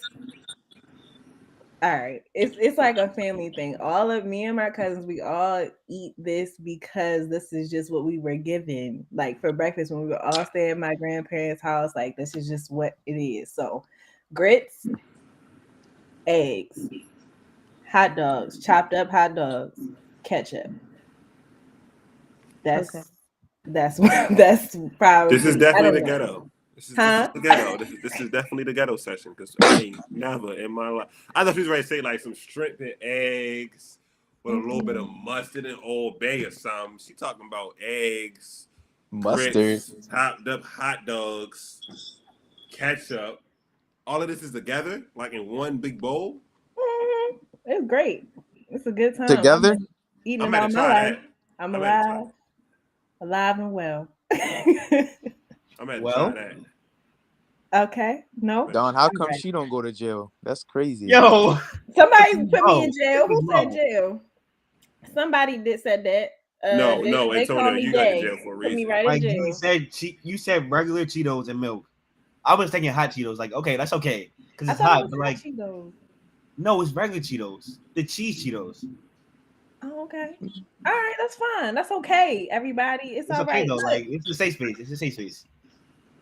It's a Okay. safe space. Oh Lord. Okay, Miss Joni, anything? Probably not. That's why you laugh. Man, I'm over here trying to kill these bots, yo. They is crazy me. They is killing me. But I know it's okay. I just just wondering.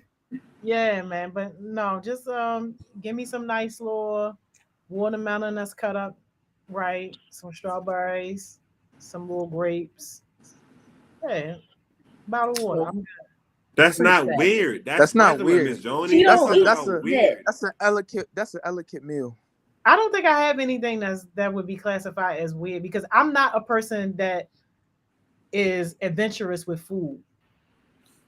Like I'm very much the same. I can eat the Miss same. Joni, when do you eat? Like I only saw you eat in like my whole like 4 to Don't 5 do that, years y'all. knowing Yo Miss said, Joni. when I do only you see eat? Miss Joni eat like twice. Like Don't do twice. that. Don't do that. I just don't eat when I'm working, but I do eat. Trust. Can I we It eat get makes a all- you Miss? think that you're immortal. Can we get a Miss Joni only eats salads in the chat every time I see her? No, Salad. y'all. Miss Joni is the chicken tenders and fries type person. I swear every time I see her, she No, eats I salads ain't at gonna get no events. chicken tenders and fries. No, I'm gonna get a chef salad with no ham, extra blue Told cheese. you. I told you she's a salad Extra person Actually, every time I blue see yo, her. cheese. Extra blue cheese. Yes, I Where the love blue ranch cheese. at? He's speaking. Ranch is Ranch, just so no. Ranch is ghetto. a no. all right, Ranch because is that's about the ghetto. ranch. Ranch is so Ranch is a Friday. no. All right, hold Friday up. come on So dormant. so when you eat chicken, right? You don't put ranch with it or anything. No. Just like Antonio, you wings. do that? You don't put What ranch in wings your with chicken. wings with like No. like a honey old bay or something. Lemon Y'all pepper. don't. So y'all really Honey. don't put ranch in y'all chicken though. That's I that's don't put no that's ranch. Hot I crazy. chicken. use blue cheese. Yeah, blue Blue cheese. cheese is. Oh That's my what I'm god. talking about. Ranch is like Plan B. Yeah, like they Wow, forget to like if you leave the place already and they gave it to you instead they wasn't listening, that's when you eat the ranch. That's no. man, y'all It's a missing no out. from me. All I right, do come on. ranch with pizza. I do ranch on pizza. Yeah. That's That still a hits no. though. It's still a no for me. Yeah. Oh my Yeah. I gosh, used to eat that and now I don't. So jail time. it's a no for me. All right, y'all. Let's reel it in. So people pleasing. We gonna have to because we all the way over here. We need to sit it back. All right. So since we have y'all up here, we will just kind of talk about like if you think that you are a people pleaser and what that looks like in general. So we'll go in the same order every time. So we'll go Dom, we'll go Mr. Bonnet, we'll go Shalal, then we'll go Chastity, just because that's the order that I see y'all up here. So Don, are you a people pleaser? Well, I guess you can start with what does people pleasing look like, and then are you a people pleaser? That's a great question. People pleasing looks like doing things for the benefit of others and not wanting people to like look down on you or like basically just talk bad about you or like had negative thoughts about you in general. Um, I guess I don't know. That's a great question actually. If it's like a scale of people pleaser, I feel like I'm a 1 out of 5. Like I'm getting there, like I'm getting out of my people please phase. But like sometimes they be getting a little tricky in the situation I be in. Yeah. Okay. Thank you so much, Mr. Bonnet. I mean, a people pleaser to me is like somebody who like changes up their personality, like just to like hang in with a group or like they just want to be accepted by somebody. And based off of like how I see a people pleaser, I would say no. I mean, I used to be because I when I was younger, I always wanted to feel accepted by everybody. But like as I got older, and especially when I like started working here, I learned like not to really care as much of what people think because it's like the way how I see it, it's like why be someone I'm not for people that really don't even see me on a daily basis. Cause like me being someone else isn't gonna get me anywhere in life. Okay. That's Shalom. deep. Oh, I thought that said Coach Johnson said. I said that is not me, Miss Joni. Get him, but it's Corin. My fault. So yeah, I say a people pleaser is probably firm. I agree with Don and Antonio, but it's basically trying to be somebody that you're not. Trying to fulfill an image of like being in the trend or being something you're not. So I would say I would confess that I was a people pleaser. Like I was trying to be a part of everybody, or trying to be in that trend, try to be in that focus. But now that I'm in college and I see that everybody's their own person. On me, I'm not. Yeah, I'm my own person. I'm an individual person. Because like Antonio just said, me being somebody else ain't gonna get me nowhere in life. So just be yourself, be your original self, and move on with your day-to-day life. All right. Thank you. Thank you. Chastity.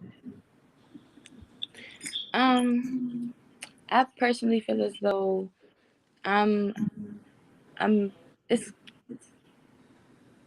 it's weird. I'm a people pleaser for certain people. Like my family, I'm gonna do a lot for them and I want them to see me in the best light. So I'm gonna work hard to keep a certain image for them. But other than my family or someone that I really care about, I'm not a people pleaser at all. I feel as though it's the difference between being a people pleaser and doing things for yourself. So it's like I may not go back and forth with someone who is always antagonizing me. That's for myself. That's not me making sure like I'm not offending anyone or getting to any conflict. No, that's for my personal self. That has nothing to do with anybody. So I feel like I'm definitely not a people pleaser, but I do feel like I am at times for certain people, like my family. Okay. All right. I definitely understand that. Um, Miss Joni, people pleaser or not? Absolutely not. And I mean, I can only say that in confidence, like when you get like a certain age, because as a teenager, young adult, very much a people pleaser, like looking for acceptance and all that type of stuff. But once I like realize F them, yeah, no, no thanks. Okay. All right. As for me, I guess I don't know. I am. I know I am one. I'm just gonna flat out say I am. Um, certain situations it's like a higher level of people pleasing than in others, but I definitely am. Um, am I trying to work my way out of it? Yes. Have I gotten a lot better? Yes. But I'm still there. And that's just my truth. That's where we are with it. Mayel said, I think a people pleaser is someone who does something to appeal to someone else and like always breaking your back for someone. That's a good one. That's definitely a great definition. Um, Corinne. A people pleaser is somebody who seeks validation from all types of people, no matter the situation. Definitely. Khalid said, I agree with Mr. Bonnet. I still am a people pleaser, though. It's something I really want to break out of. And then Jamal said, people pleaser turn their backs on their true friends just to be popular or fit in with the wrong crowd. I like that. I like that particular angle because I think that, sometimes we look at people pleasing as like a monolith. So we think it's just like, going out of your way or like going to the point of burnout to make other people happy, but it can also be like a situation where you don't know who you are, so you're trying to seek validation, you're trying to be popular, you're trying to do whatever you're trying to do. So I like that angle. Definitely. Does anybody have any, I guess, stories or situations where they found themselves people pleasing and like want to share that with someone and how you were able to identify and how you were able to make it better?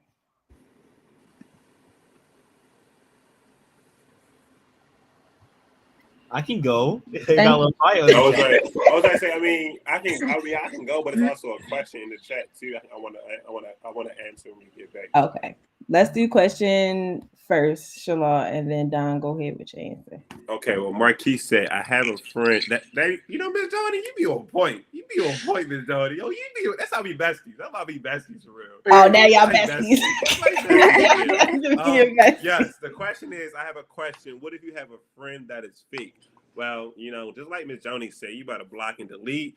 Snip, and get them out your circle. But also, I would say make sure you choose your right friends and make sure you choose the right friends you cut off too. Because you can cut off a friend that really was actually probably there for you, doing the right thing. But then again, while you cutting off the good friend, you got the bad friend in your circle telling you, giving them all the juice and telling them, and I cut this person off because they just had a third. The whole time they behind your back, trying to talk to so and so about what you did, or trying to mess up the opportunities and your resources that you got. So be mindful of who you allow in your circle. When you cut them off, make sure you have valid reasons, because a lot of people, like communication and things like that. So make sure you got valid reasons and, snip, block and delete, and, keep going about your day-to-day life. Anyone else have, kind of any feedback for that question? Me. Go ahead. I mean, I deal with that problem. Well, no, I really don't deal with it a lot because I really don't even like people. I'm not going to say I don't hate people, but I don't like a certain group of people. They just but I mean, if you're dealing with a fake friend, like when I used to, I would say like confront them first. If it's like the first time, then yes, I would say confront them, see what's up, and then like tell them how you feel about it, and then they tell you how you feel. But if they do it a second time, me personally, I'm not big on second chances. So after that, just cut them off, and then once they start saying excuses, they definitely got to go. Because if it's one excuse after another, like, oh, this and that happened, I mean, yeah, they could be valid, but if they're gonna keep doing it, then there's no point in having them around because all they're gonna do is keep saying excuses and hope you take one of them to be the truth. Facts. I like that, Antonio. Me too, definitely. Don or Chastity, any feedback about that? For the most part, I just say, talk to them about it, because sometimes you may think they're being fake, but you're just like taking it the wrong way. But then sometimes they can be a little questionable. But just talk to them about it, and if it's something you see continuously and they're constantly overstepping your boundaries, go ahead and cut them off. Like, put them on the sidewalk. They don't need to sit at your table. But yeah. Facts. He's spitting. I'm sorry. You're good. Go ahead. I'm sorry. I was just gonna say, also don't like beat yourself up. Also, if you didn't like notice it in the beginning, or if you do give them like chance after chance, because sometimes like Dawn said, like sometimes you may think like, oh, maybe I'm overreacting, and then you give them another chance and they do it again, and then they do it again. Like sometimes it's like, okay, you really have to be like, all right, I was just trying to hold on to this friendship or whatever type of relationship, and then just let them go. Yeah. Honestly, everything that y'all said is relevant. And you get to a certain point where you like, I don't have any energy. Like I have to do other things. Like you I ain't got wasting the time. time. Yeah, you wasting Gosh, my I ain't got the time. time. I'm not trying to figure out what you want. I'm not trying to figure out, if you're for me, if you're against me. Like, For real, come for real. Like on. if y'all was tuned in, I don't think all the new heartbeats, new not heartbeats, because Miss Johnny gonna get me. The new youth workers. All right, Hey, not too let much me in get the right. too much. The new youth workers. If y'all was y'all had to go watch back with Mission Mondays and the Wednesdays, but we had somebody, Mr. Coach Jewel and Coach Desmond. They were telling me like it's okay to be by yourself. It's okay to be. You can go on dates by yourself. Hang out with yourself. You don't need friends. You really don't even. Sometimes you really don't need family. You know what I'm saying? So it's okay to be by yourself. It is. That's crazy that you say that because I'm actually taking myself out on a date today, See, there and you I'm go. trying to learn how to be by Okay. myself. See, That's crazy see. that you just said that. As you should. It's a game changer.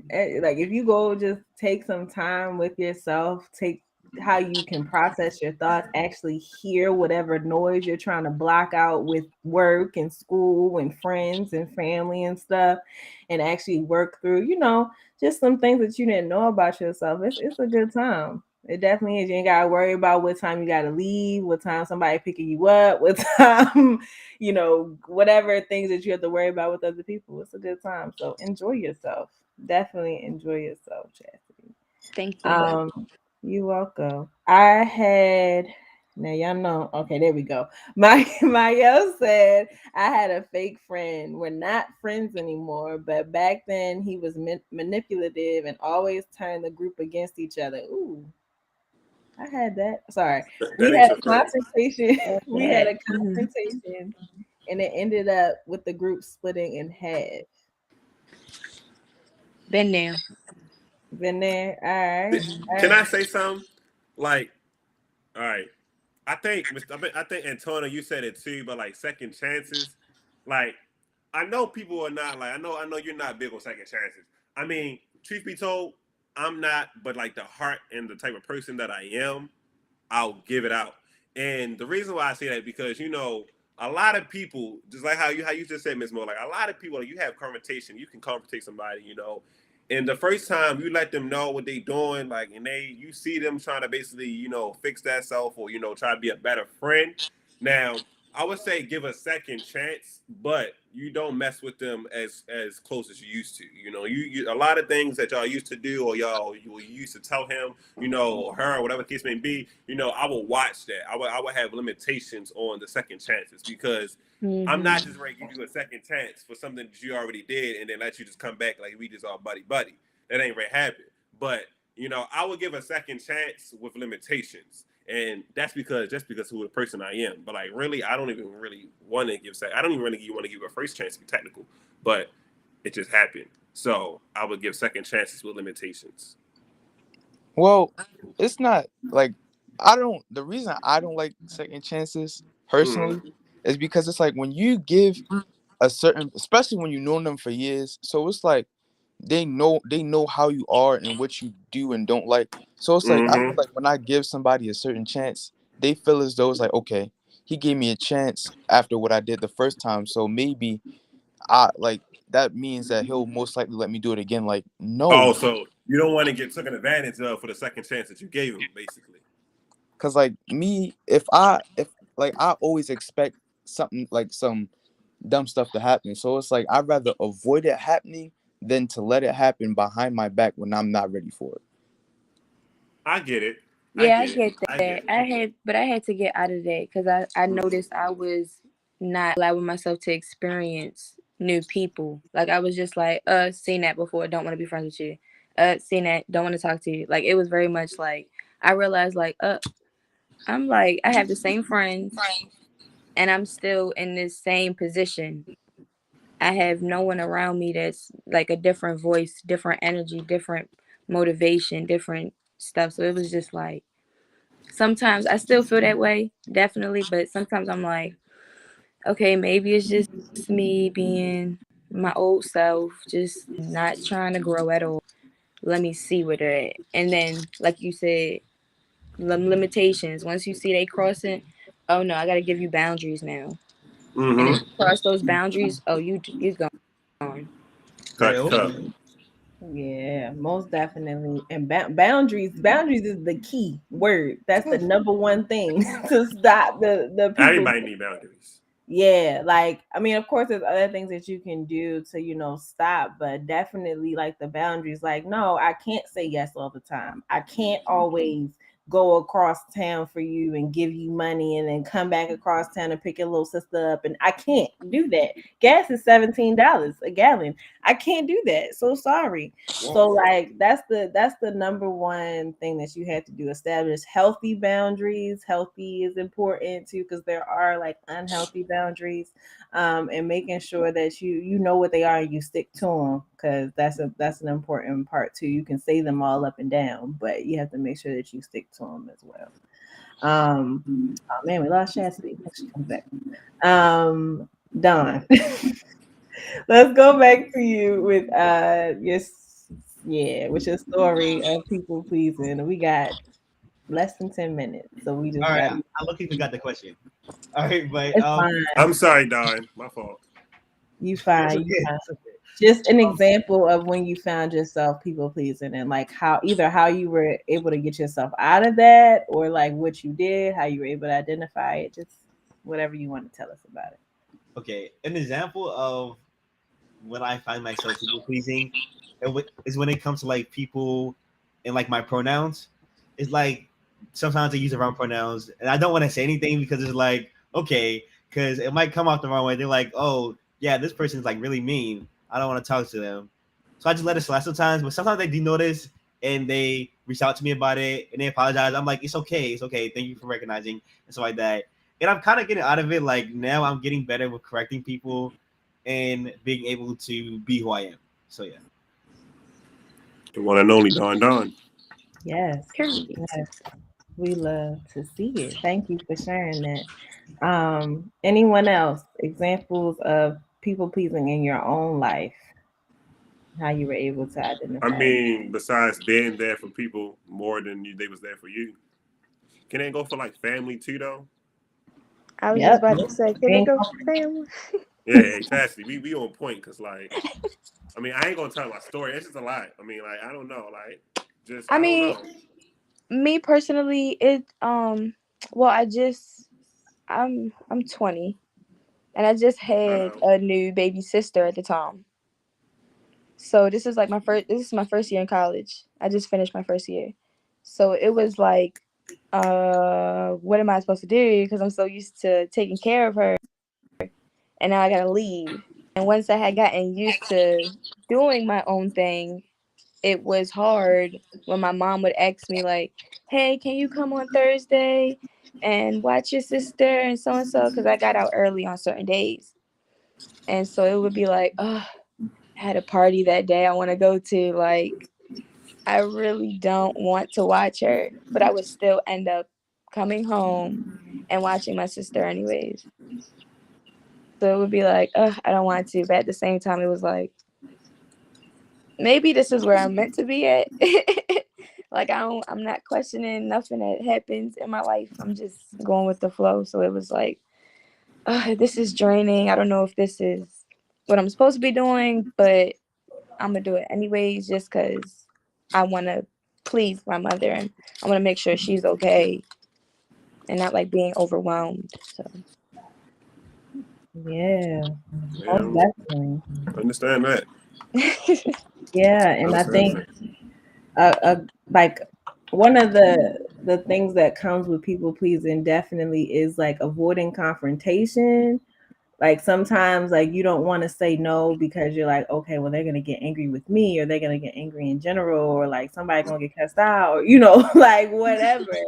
And it's like, okay, it's just easier for me to like either burn myself out or inconvenience myself in order to, you know, just avoid whatever particular confrontation may happen, or just like, you know, just not interrupting the flow of things just in general. So Yeah. I got you. Any other examples of people pleasing, specific examples of people pleasing in your own life? No. No. All right. No, I didn't know. okay. I didn't know because you started to say something, so I didn't know. I was like, no, like I don't hear anybody talking. So Wait, can everyone say their pronouns real quick? Someone in the chat is asking. Oh yeah, absolutely. Whoever wants to go first, I'm not going first. why you don't want to go first? It's your session. It is your session. Any other time, nobody wants me to go first. Any other time, Nah, I think you gotta go first, Miss Mo. I think Miss Mo should go first. That's fine. I'm Mo, Miss Mo. She, hers. I'm Don. My pronouns are they, them. You know, I'm Mr. Bonnet. He, him. I'm Shala, Coach Johnson. He, him. I'm Chastity. She, her. She, her. The peace sign bio. And what's your name? She, her. What's your name? Bio, not the she, It means y'all about to be deuces in like 3 minutes. Wow. I just feel like I already did it. I caught it. 12:36. I was like, all right, less than 10 minutes. That's what I said. Time warning. So we're gonna be on time. We're gonna be on time. Don't you hurry. Come on, let's do these jewels so we on time. Come on, Don. Let's get these jewels wrapped in. All right, I'm gonna go first because I don't know. I can't go first now. Oh, so now when I want to go first, I can't go first. I literally said, "Come on, Don," and you said, "I'm gonna go first." Like, no, go. I didn't hear what she said. Go, Don. Go, come on, for real, go. No, just go. Come go. On, we got like 3 seconds. You Come on, just go, Don. You go. You want to go? Go. Oh my God. Mr. Bonnet, are you ready? Oh, my bad. Oh, why do you have the vape? Okay. Wait, so it's my turn to do my Drew then? Yes, because Don and Coach Johnson couldn't get it together. So I thought that I was about to do my Drew, I say this a lot, but y'all may not always hear it. But remember, never be ashamed to be you. Nobody can be you better than you can be you. Like, always stay true to yourself. And that's a true fact. You always hear me say that. All right, that's a good one. Chastity, your jewel of the day. Thank you again for coming on, facing a fear probably of yours. Yes. Well, thank you for having me, of course. But my jewel is something I always try to remind myself. Try to remember why you're doing it to begin with. When like you want to give up or you sort of lose your passion or lose sight in what you're actually like doing. I know I always feel that way sometimes, even if it's just me overthinking. I always ask myself, like, what am I doing? Like, I'm not doing nothing, so and so. And I remind myself, there's a reason why I'm here. I didn't come here for no reason. And I'm not here for no reason. So, yeah. Always just remember why you're there to begin with or who you're doing it for. So. Absolutely. We ready? Do we know who's about to go next? Coach is going. It's Don going. Don is going. going. Oh my God. Come on, man. All right. I gotta go.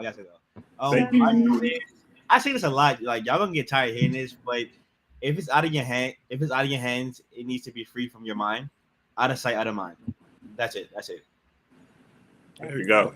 I wanted to go last because I just want to tell everybody like my session for Winter Wednesdays. So everybody on here, go to Winter Wednesdays tonight. Check me out. I mean, 6 o'clock. You can come on my show if you want to. You can be lit. You know how it be like that. It's like no, but no. My jewel is you have to close the door and open the window. What that mean is, sometimes you gotta close that door of that, the bad baggage or the bad past. Open up a window and let some good air and some good vibes in. Keep you productive for your day-to-day life. But y'all, for real, like 6 o'clock, Winter Wednesdays on me. Man, y'all gonna see me there too. Don't even get it wrong. Bet. See. See, Y'all gonna see me too. Like, see, hey, I told y'all we gonna be lit. You might see Miss Joni too. You know what I mean? I'm gonna call her. I'm gonna call her too. All right, y'all. Thank you for rocking with us today. no, thank you. Yeah, I'm about to. Thank you. You listen, John, keep me on point. All right. Mine is say no, child. Just go ahead and say no. Like these people, they out here, they asking you for stuff. They ask. They never giving. Go ahead and say no. We're right on time. See y'all tomorrow. Yes. Oh, Love y'all. see y'all. W's in the chat. Hey, yo, another great session wrapped up. All right, y'all, go ahead and take your break. After you take your break, go on lunch, and then I see y'all back here at 2:00.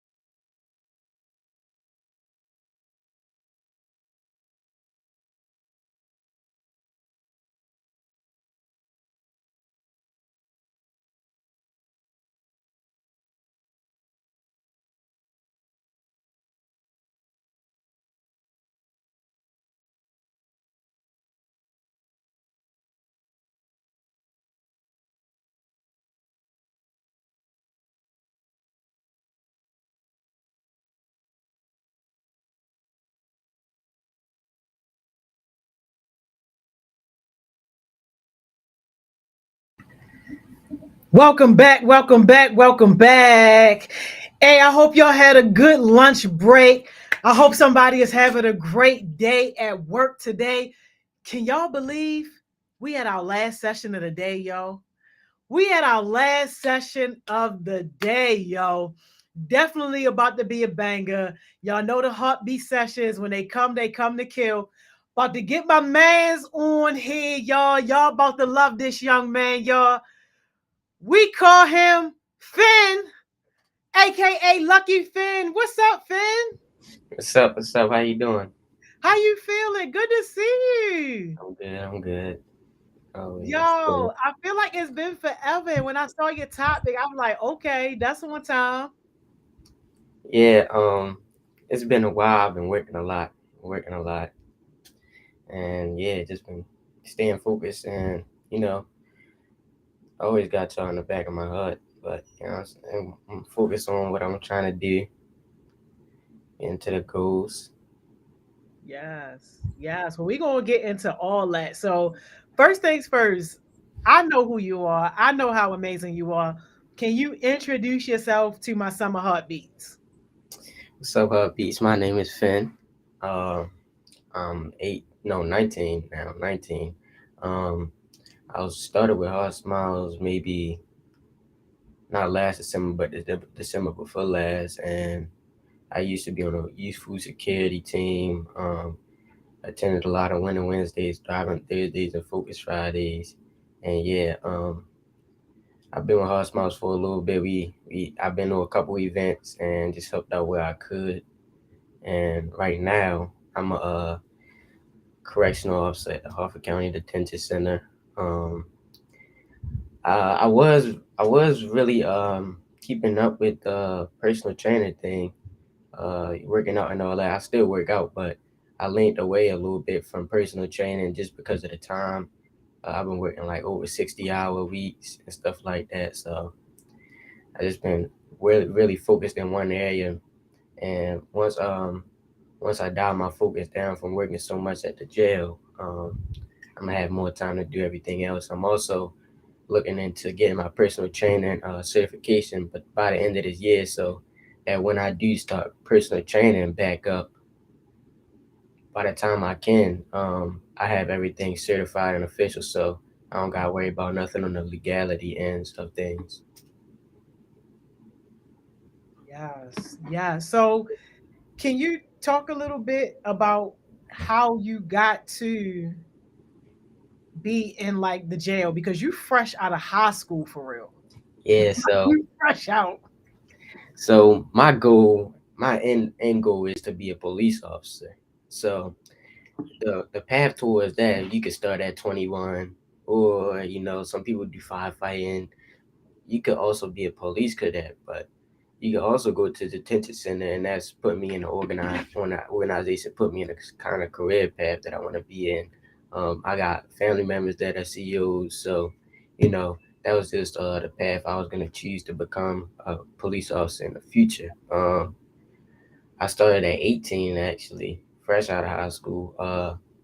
So that was always where I wanted to be. Some people had goals of going to college, getting a degree, but my goal, soon as before I even graduated, I had my application in to become a CEO. I had my Before you application. graduated. Yeah, I knew exactly how I wanted it to go. So before I graduated, I put my application in, and maybe 2 weeks after I graduated, I had my interview. So once I had my interview, did the physical, did the test, and it was like a 3 to 4, maybe 5 month process of me getting hired. All the background stuff they do, everything else they do, it's just a long process. But once I got hired, that's when everything started. Um, if y'all got any questions, put them in the chat about anything law enforcement, correctional officer wise, because I might be able to answer a lot of questions. One question I got for the chat though is, what's one thing you like and what's one thing you dislike about law enforcement these days, or Mm, one or the other? Because it's a lot of stereotypes and stigmas around law enforcement, and so a lot of stuff is true. A lot of stuff is my perspective on a lot of things may be different than someone else's. So, yeah. But yeah, after I got hired at 18, I was training, and I was training. It's called field training, and I was maybe doing that for about 2 or 3 months before I became like I'm not on training no more. I'm on my own. Not on my own because you're always with a partner, but you kind of know how to do your job basically. So after that, it might have been like a month or two. Then I went to boot camp, or they call it the academy, and I was in the academy for about 3 months in the academy, and that was from the end of January to like I think it was the end of April, and that process was real fun. In some certain instances, other things it wasn't as fun, but during the academy, basically is when they teach you all the book work about the job. So when you do your field training in the beginning, you know you in it, but you don't know all the book work, all the policy, all the things you're not supposed to do, and everything you're supposed to do by like the standards of the job. So they teach you the standards in the academy. Some people start the academy first, some people train first. It just depends on all the time and the things. So Yo, you you done know, got the chat riled up, so you're gonna have to talk about police abusing their power because that's been like a main thing that some people are saying. I think K Dashi, I hope I'm saying it right. Sorry if I mispronounced it. Like started it all, saying I dislike that they abused their power, and then other people started going in. So you have to address that. definitely. I feel like yeah, they do abuse their power, and when a lot of people see police, they see what they doing, and a lot of stuff they do is totally unnecessary. I'm not standing on top of a lot of things they do, but when when I see situations, I try and put myself in both shoes of the people. When you get in a situation, being a police officer and also being in the shoes of the victim of what's going on, just like when you the victim and you get pulled over by the police, you fear for your life. They also fear for their life too. They Even not though they the one pulling you over. yes, because put it like this, they don't know if you got a gun in the car or not.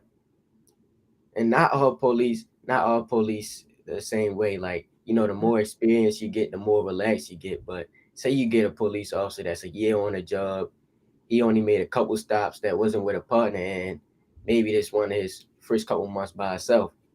He fearing for his life just like you fearing for yours, just because they don't know what you got and everything else like that. And when they shoot and kill innocent people, in certain instances where you see the body camera, it's totally unnecessary. But sometimes I can kind of see both standpoints of certain things. Now, something just happened with them shooting a kid 60 times. He was on the run. You saw that? Yeah, he was running away. He was running away. Now 60 bullets in his body. He was running away. you really never supposed to shoot somebody when they got their back to you. Really? Because Running it's away. been like 4 of those just last year where Yeah, you people really, got shot. you can make a case that you're not supposed to shoot somebody when they turn their back to you because they're not a danger to you, and they didn't know if he had a gun or not, so they can't immediately say he a danger to other people either. And 60 bullets is really unnecessary because if you got four officers, maybe even three officers, one of them reloaded their gun and kept shooting after 60 bullets. So that was totally unnecessary. And if you go shoot to stop, 1 or 2 bullets, and with his back to you, that might even still be unnecessary. But put yourself in the shoes of the cops. Now, 60 bullets is unnecessary. I'm not saying what they did was right, but at the same time, what would make you fear for your life even more than just a traffic stop? A high speed chase. Why was he running? That's what the thought of the cops is. Why is he running? What's on his mind? If you're not in the wrong, it's a regular traffic stop. But being on a high speed chase for a certain amount of time, then getting out the car and running, he probably thinking everything under the sun. And he a black man. Since me, I know I'm a black man. Since me, I know I'm a black man or a black young man. When I get in the car, and whenever I got pulled over a couple times by the police, I'm on my P's and Q's, hands on the wheel, And if it's not on the wheel, it's somewhere where you can see them. Before I make any movements in the car, I'm asking, can I do this? Can I do that? Can I grab my wallet? Is that okay if I get my registration? So I try and be as clear as possible because I know as a black man, they fear us because of our skin color. So yeah. Yeah, I just don't get it. I mean, I was already upset, but even more upset when they apprehended that white boy yesterday, that young white boy who shot those innocent people at the parade. He I was saw just on that the too. roof. He was on the roof with the rifle shooting people up. They got him 8 hours later. He is unharmed. He is unscathed. Meanwhile, the black dude, now granted, yo, I don't want to be misleading. He did have a gun. His gun wasn't on him though, but he did have a gun. They found a gun in his car after the man was dead, and they went and searched his car. They did find a gun in his car, but he got out the car, gun in the car, and he running away and got Yeah, he 60 was bullets. unarmed. I didn't know he had a gun before they shot him. So, Crazy, crazy, yo, crazy. So like I know you say that you already knew like that this was your path that you wanted to go down, but like was there like a bigger reason getting into something that's so messy and so controversial, especially as a black man when y'all got the biggest targets on y'all back?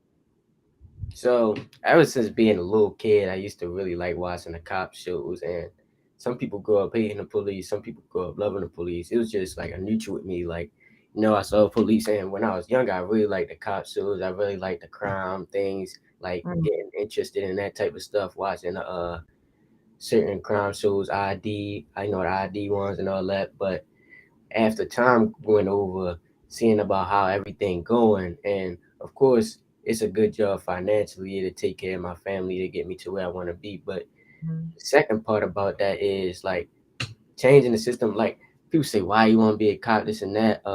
Cops against us as a people. But if you want to change something, it's two ways of going about it. You can either riot and do stuff like that, or you could change the system from the inside out. So like mm, just like all the politics things, if you want to change things on a political wise, you get voted in as a political leader, whether that's governor, president, or whatever. You could change things like that. But me being a black man and knowing a little bit about the struggle that we go through, um, changing things from the inside and being able to relate more. So when I do make that stop, I'm probably not gonna be as scared as the white man that's gonna treat you a different way because he don't know where you from, he don't know where you going, and he can't relate to you at all. So yeah, just trying to change the system from the inside, make things a better and safer place for the black youth that I'm gonna be working around, so that we can always relate a little bit more. yeah, yeah, no, that's a good point. Lamar said, how long do you have to be a correctional officer until you can move to the police? It's not a certain time I gotta be a correction officer, but to be a police officer, you gotta be 21. So me being 18, I couldn't just jump into the police. I could have been a cadet, a police cadet, but I felt like, well, one, you made more money doing correction officer, and two, being cadets, you don't really deal with the people that you're gonna be arresting, but being in a jail, it's something called recidivism. And recidivism is like how often people come back to jail after they get out or after that first time. So being in the jail, you kind of get an idea of recidivism because you see certain people coming in and out. Yeah, get out for a month and come back. So you starting to work in the jail, starting to deal with more of the people that you're gonna be arresting. And that was one of the reasons why I wanted to do the jail instead of cadet, Mm, because I get more of an idea, and it also help you kind of with your dialogue when talking to people, because you in a jail, you don't got no, you dealing with the same people they dealing with out in the streets in the jail, murderers, child molesters, all that. But the difference is out in the street they got guns, police officers got guns, and um the criminal could have a gun, but in the jail nobody got guns. It's just one-on-one type of thing. So it's more up close and personal, and sometimes you gotta talk your way out of a situation. And yeah, Mm. Mayo said, have you met or do you know any crooked officers? no, no, not yet. Now of course you hear stories about how certain officers aren't good with inmates or good with people they arrest every time they bring in a 1095 or a fugitive. Um, every time they bring one of them in, the fugitive always riled up and stuff like that. You hear stories like that, but I never heard of an officer being crooked or anything like that yet. Mhm. Now, when I get out onto the road and I'm actually in the field, of course, you might hear a couple of stories, but not yet. Yeah, okay. Marari said, do you have information on bail bonds agents? Do y'all deal with them there? We don't exactly deal with them. So in the jail, it's three different parts of the jail. At my jail, at least, it's IPC is like the booking process. When you first come in, you get booked, and they get all your information, get you an inmate identification number. And another part is security, where like you actually get housed at, to give you your food and all that. You sleep, and that's where you around everybody else at. And another part is transport. Transport is like when they take them to and from court, to doctors' appointments and things like that. I've worked in all three parts right now because I want to learn everything I can. But working transport, when they go to a bail review, shortly after they get arrested, maybe 2 or 3 days. They try to get you in a bail review as soon as possible whenever the judge is available. And when you go to a bail review, they basically go over your case with your public defender, do everything they can to try and make the plea that you're not a danger to the community and you're not gonna run when it's time for you to go to court. And state's attorney basically is the person that try and keep you in jail or try and say everything negative about you that they can. Sometimes the state's attorney don't got nothing on you, but certain people that's been in jail multiple times, the state's attorney got a lot of theory on you, and they can keep you in jail for as long as you possibly could be until your court date come up. And since the bail review is like 3 days after, if you lose that bail review, you might be sitting in jail 2, 3, maybe even 4 months just waiting to get in court. A lot of time you're not even serving time for your sentence. You 3 to 4 months just waiting to go to court at the jail. So Sheesh. That's with the bails bombing, you only deal with bails bombing after you do your bail review, and if you get held, you don't talk to the bails bombing. It's things called unsecured bonds and secured bonds. With unsecured bonds, it's like, all right, you got an unsecured bond of $10,000. If you can get out on that, but if you don't come to court, you got to pay the 10,000. If you got a secure bond of like $10,000, you only got to pay a certain percentage that the bail bonds will require you to, so that you could get out. They don't require you to pay the whole thing, but sometimes they make you pay a percentage, or they make you put collateral up like a car, a house, whatever, so they can make sure that you actually go to court. That's all that bail is for, to make sure people come to court after they get released. Rami wants to know, what's the warden like? Do you know the Boy, warden at your jail? yeah, he all around now. Not every warden is the same, but our warden right now, uh, he might have got his position about a couple months before I got into the jail. And the warden is an appointed position, so it's not like you can rise up and become a warden. You gotta get appointed by the sheriff, I'm pretty sure. And yeah, to the warden at my jail, he a real cool dude so far. That I every interaction that I had with him, he always speak, and he always try and be like kind of in the know about what's going on around the jail, because he helps make decisions and everything. Now, you might not always agree with his decision, but everything he do is based off of what he think is going to be right. Or he also go off of the higher ups like the captains, the majors, and the lieutenants of the jail, to try and all come together and make a decision. So yeah, the warden, he since he just started, and he actually came from the road, so he was a major.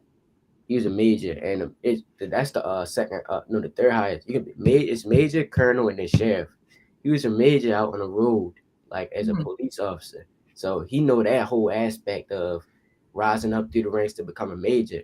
Now that he became a warden at the jail, he kind of see things totally different than we see it because I was never out on the road. But since he was out there, he think things should go this way when it really should go this way. So it's just him trying to learn everything about the jail and all that, but also having background knowledge about being an actual police officer for over 20 years and knowing a lot about that too. But yeah, he a real cool dude. He'll speak to you. He'll try to help you out wherever you need help. And yeah, Is right he a now. black man? No, he's a white man. Okay. White man, probably around 50 in his late 50s or early 60s. Charity made an interesting comment. She said, I heard they are only allowed to shoot certain body parts that'll slow them down or stop the person trying to run. Is that true in the police world? Um, Now at the range during the week that we had the range, shooting over 1,000 rounds per person. You know, in the range they always tell you to shoot for center mass, shoot to stop. So that's like the center mass right here. Now the T box right here, like your forehead, this area, the T box is like where you really shoot to kill, depending on what the situation is. But you always taught at the range to aim for center mass because that's more of a shit. Like when you shooting and somebody running and you aiming for their arm, it's less probability that you actually stop them when you hit them.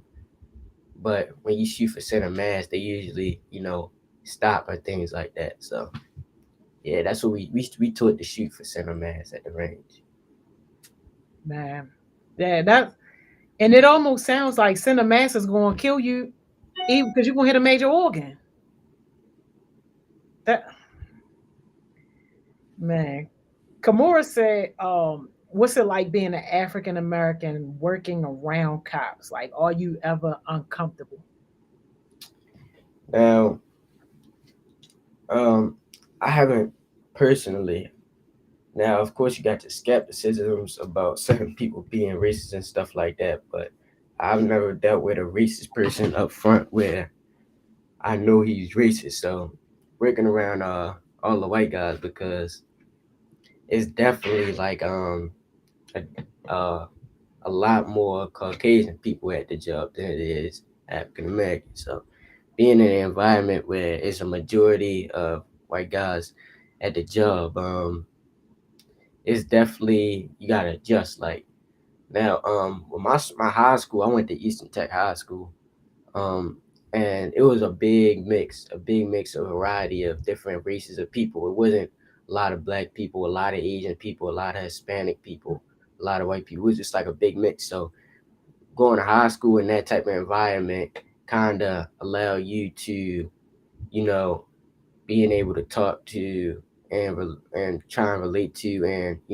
have a conversation with all races. So that kind of helped me out there. But working around a lot of white guys, they don't always relate to certain things you could talk about, and they barely relate to the inmates. But yeah, it's okay. I mean, I never had a problem with nobody. All of them, they nice to you. You could tell they watch what they say around you in certain aspects. But Mhm. yeah, I never had a problem with nobody. Everybody been cool to me. Lil Manny said, have you ever had a scary experience with an inmate trying to get violent with you? A couple times, a couple times. A So couple times? yeah.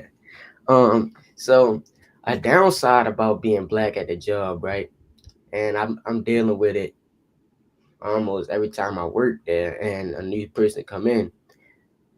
Being black, like, and somebody that's black come in, they expect you to look out for them the way that you don't look out for other people. Me personally, I treat everybody the same, but say somebody that's black come in, you supposed to look out for me because we both black type of thing, and we brothers, we supposed to stand together. But it's not always the case. I'm not gonna jeopardize my job sticking my neck out for you because you my skin color. So I treat everybody the same, and in certain ways, when they ask for extras or they ask me to print something out that they really not supposed to have, and I say no, I'm not doing that. Then they try and get in a yo, you really not supposed to be like that. You're not supposed to be acting like them white men, calling me Uncle Tom and all that. But really, Wow. I'm just doing my job the way that I was trained. But recently, the most recent thing that I went through in jail, maybe it was about a week ago, when you first come on the shift, you do counts. And counts is basically like when you go in your area, you count all the inmates in the area to make sure that everything on paper is what's really there, not nobody escaped or anything like that. So while you're doing counts, it's like you really counting in your head 1, 2, 3. And as I'm doing counts, 5 or 6 people all asking me questions. Uh, CO, can I get this? Can I get that? Is this on the log? Is that on the logs? And while I'm counting in my head, I can't answer questions because I'm on 1, 2, 3, and you ask me a question, I'm gonna lose my count. So you know, it's like trying to process too many things at once for me. And when I'm counting, I actually didn't answer the question that the guy asked me because I'm in the middle of my counts. If I'm at like count 15 and I answer your question and lose my count, I gotta restart my counts. So while I'm doing my counts, I didn't answer this question. And by the time counts was up, this is a 23-1 dorm. So they in locked up for 23 hours and they come out for one for a shower, watch the TV and get on the phone and stuff like that.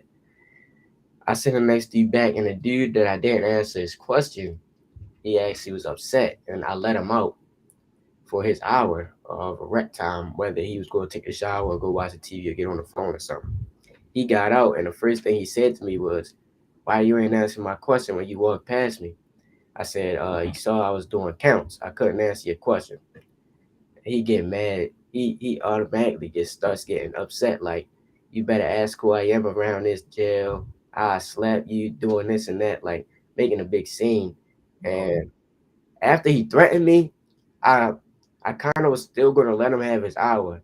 Like, even though as soon as they threaten you, you allowed to put them back in that cell because they're a danger to you, and you always gotta be aware of that. But after he told me he was gonna slap me, he yelling and all this. He starts to walk down the stairs, and as an officer, you gotta escort the inmates wherever they go in the area so that they don't pass drugs or anything in the jail. So I'm escorting them, and he starts saying, "Why you following me? Get from behind me." So as he keeps walking down the stairs, still yelling at me, throwing threats at me and all that, I call for officers. I tell them, "Lock in. You're not having your hour. You gotta lock in." After he making a big scene, threatening me, all that.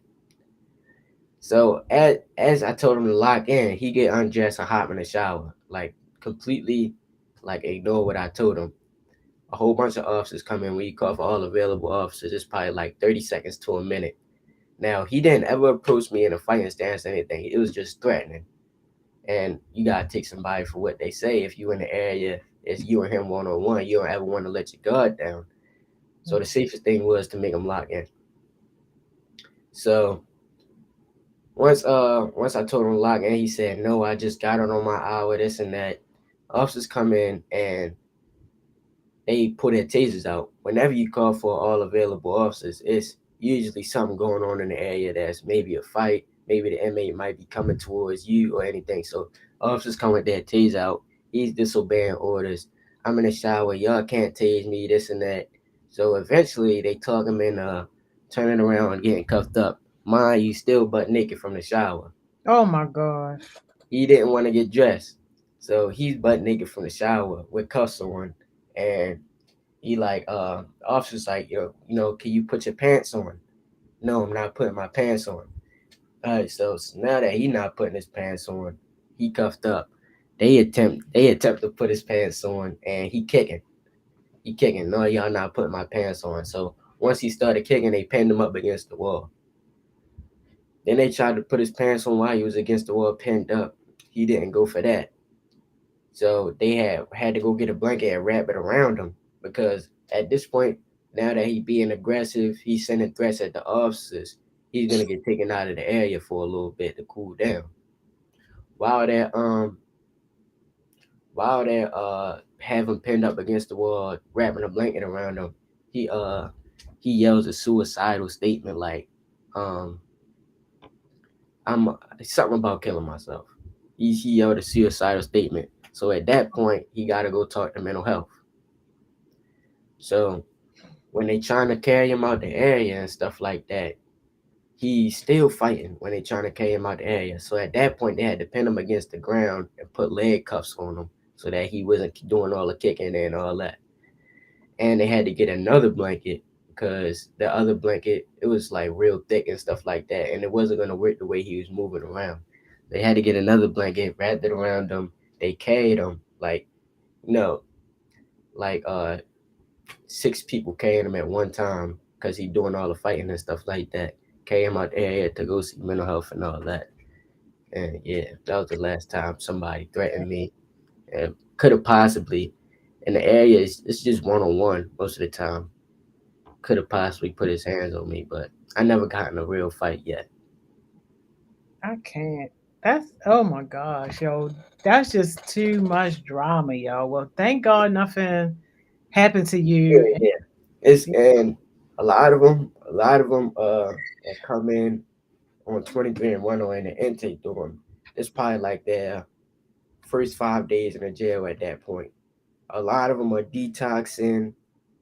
A lot of them are upset about what's going on, upset about being in jail, upset about the food. So you gotta kind of understand that when they first come into jail, they're not gonna be all the way on board with how things are going. But over time, when they get there, they start to relax a little bit more. But on the intake dorms is where you see the more aggressive inmates that are upset about the situation they in, upset that they couldn't make the phone call that they had to make and all that. So, It's crazy, crazy. Leah want to know how you feel about mass incarceration. but That's deep. and one thing I can say is it is a lot more African Americans at the jail that I'm at than it is white people. Um, how I feel about it. A lot of now I'm not gonna say I seen a whole lot of people get let off that's innocent, but it is a lot of people that are innocent that get put in jail for certain things, whether it's somebody lying on them or somebody trying to pin something on them that then they didn't really do. But being incarcerated and stuff like that, I feel like it's all a system where the government is making money somehow from incarceration, whether it's paying the CEOs, they using the inmates as workers somehow, like to work somehow, and they not fully getting compensated while they arrested. So they doing work and they getting compensated maybe a couple of days off your sentence. Um, yeah, it's all about job related stuff. I think incarceration is, and if it's not a lot of people getting incarcerated, there's a lot less need for police officers too. So it's Yeah. all about the government, trying to make some type of you know profit off of crime. Oh, absolutely. Absolutely. Antoine said, being an officer in prison, have you ever had to stop someone from committing suicide or notice someone with suicidal behavior and you had to help them through it? Um, yeah. I never personally stopped somebody from committing suicide, but in the jail, it's areas in the jail where people that made suicidal statements have been put separate from the population because they got to be on a constant watch, which basically like they being watched on camera 24/7 to watch their actions. And I definitely had conversations with certain people about how they feeling. Some people talk to me, and some people that get on put on suicide watch. Sometimes they just say things they really don't mean in the moment. So yeah, I talked to a lot of people that's on suicide watch just to see where their head was at. Sometimes they don't got nobody else to talk to, so they want to have a conversation with you. It's been multiple times where I dealt with people that were suicidal, but I never talked somebody off the edge or cut somebody down from hanging themselves. No.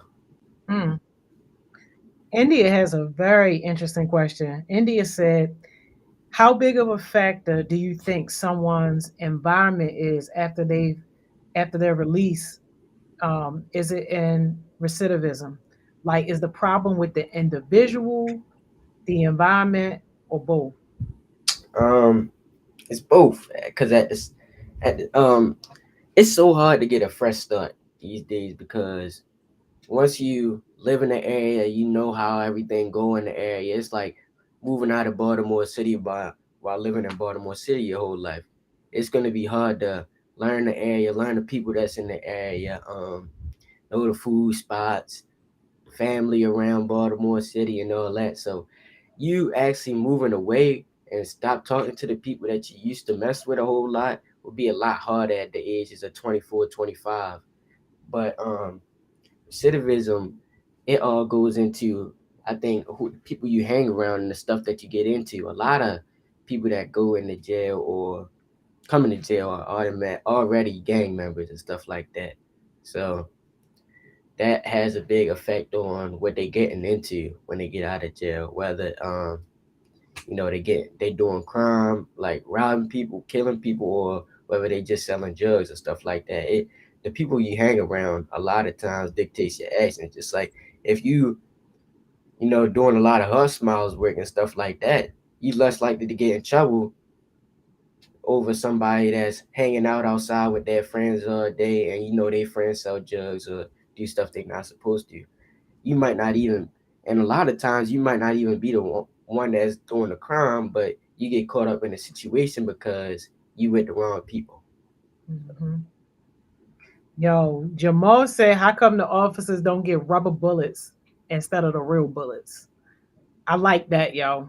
You talking about uh you talking about police officers, Mm-hmm. rubber bullets instead of real bullets. In the real world, if you in a shootout with and people, because that people do get in shootouts, officers do get in shootouts with people that, whether it's that white dude that they caught that was shooting the AR from the roof or stuff like that. Mm-hmm. Now he could have easily tried to start shooting at the cops too, even though he didn't, and he was on the run and stuff like that, right? You said he was on the run 8 hours later. You said they found him 8 hours later, the white dude that they caught. Yeah, they went and got him. Yeah, they Yeah, went and got him unharmed. He yeah, breathing right now. He breathing right now. Fresh yeah. air. I really disagree about a lot of them people being unharmed, but I don't know. Rubber bullets, they not fighting. They not fighting rubber bullets. So it's like if the cop do get in a shootout or they actually do deal with somebody that got a gun pointed at them having rubber bullets is going to be a lot more ineffective than them having bullets with lead in them. So Hmm. that's a big reason. You can't fight real bullets with rubber bullets. I think you always lose them fights. Now, if you shoot somebody unarmed with rubber bullets, that's totally different. But yeah, it all comes down to sometimes they say uh officers need more training. I heard that argument, they don't get trained long enough. But Mm-hmm. sometimes you can't get trained for every situation, and in training, it's training, so your heart might not be beating as fast as when it's not training and you in a real situation. So nerves play into a lot of how officers handle situations too, and it's not all training, but yeah, it all comes down to if Yeah. if if you got a Caucasian officer working in the city that's not from the city, he gonna fear for his life more than somebody that's actually grew up in that environment. So, like I Mm-hmm. said, you gotta change the system from the inside out if you really want to make a difference. Yeah, yeah. No, I like that. Our man has a powerful question. It says, "How do you feel about policing communities that they don't live in or aren't from?" Our man. All right, so like I said, the white guy that's just coming out to Baltimore City for work, or I heard the teachers just coming out to schools. It kind of it's similar to me. To teachers just coming out to the city just to work, and they live all the way in the county, so they can't relate to the students at all. It's kind of similar to that white teacher you got in your school that don't know nothing about Baltimore City, but he just teaching there, and Mhm. every time something negative happen in the class, he automatically going to the highest end of things, like the highest, send him out the class, give him detention, all that, when really he could have talked you down out the situation just with better people skills. So it's kind of similar to that teacher thing. If you're not from the city, or you're not you don't know too much about what's really going on, and the people out there, because not everybody that's in the city bad. A lot of them just is a product of the circumstances of the situation they grew up in, which is sad. But if you don't know nothing about but being in the streets and stuff like that, your grandfather was in the streets, your father was in the streets, and Hmm. you're the next one up. If you go down that path, sometimes you just don't know no better. But being Yeah.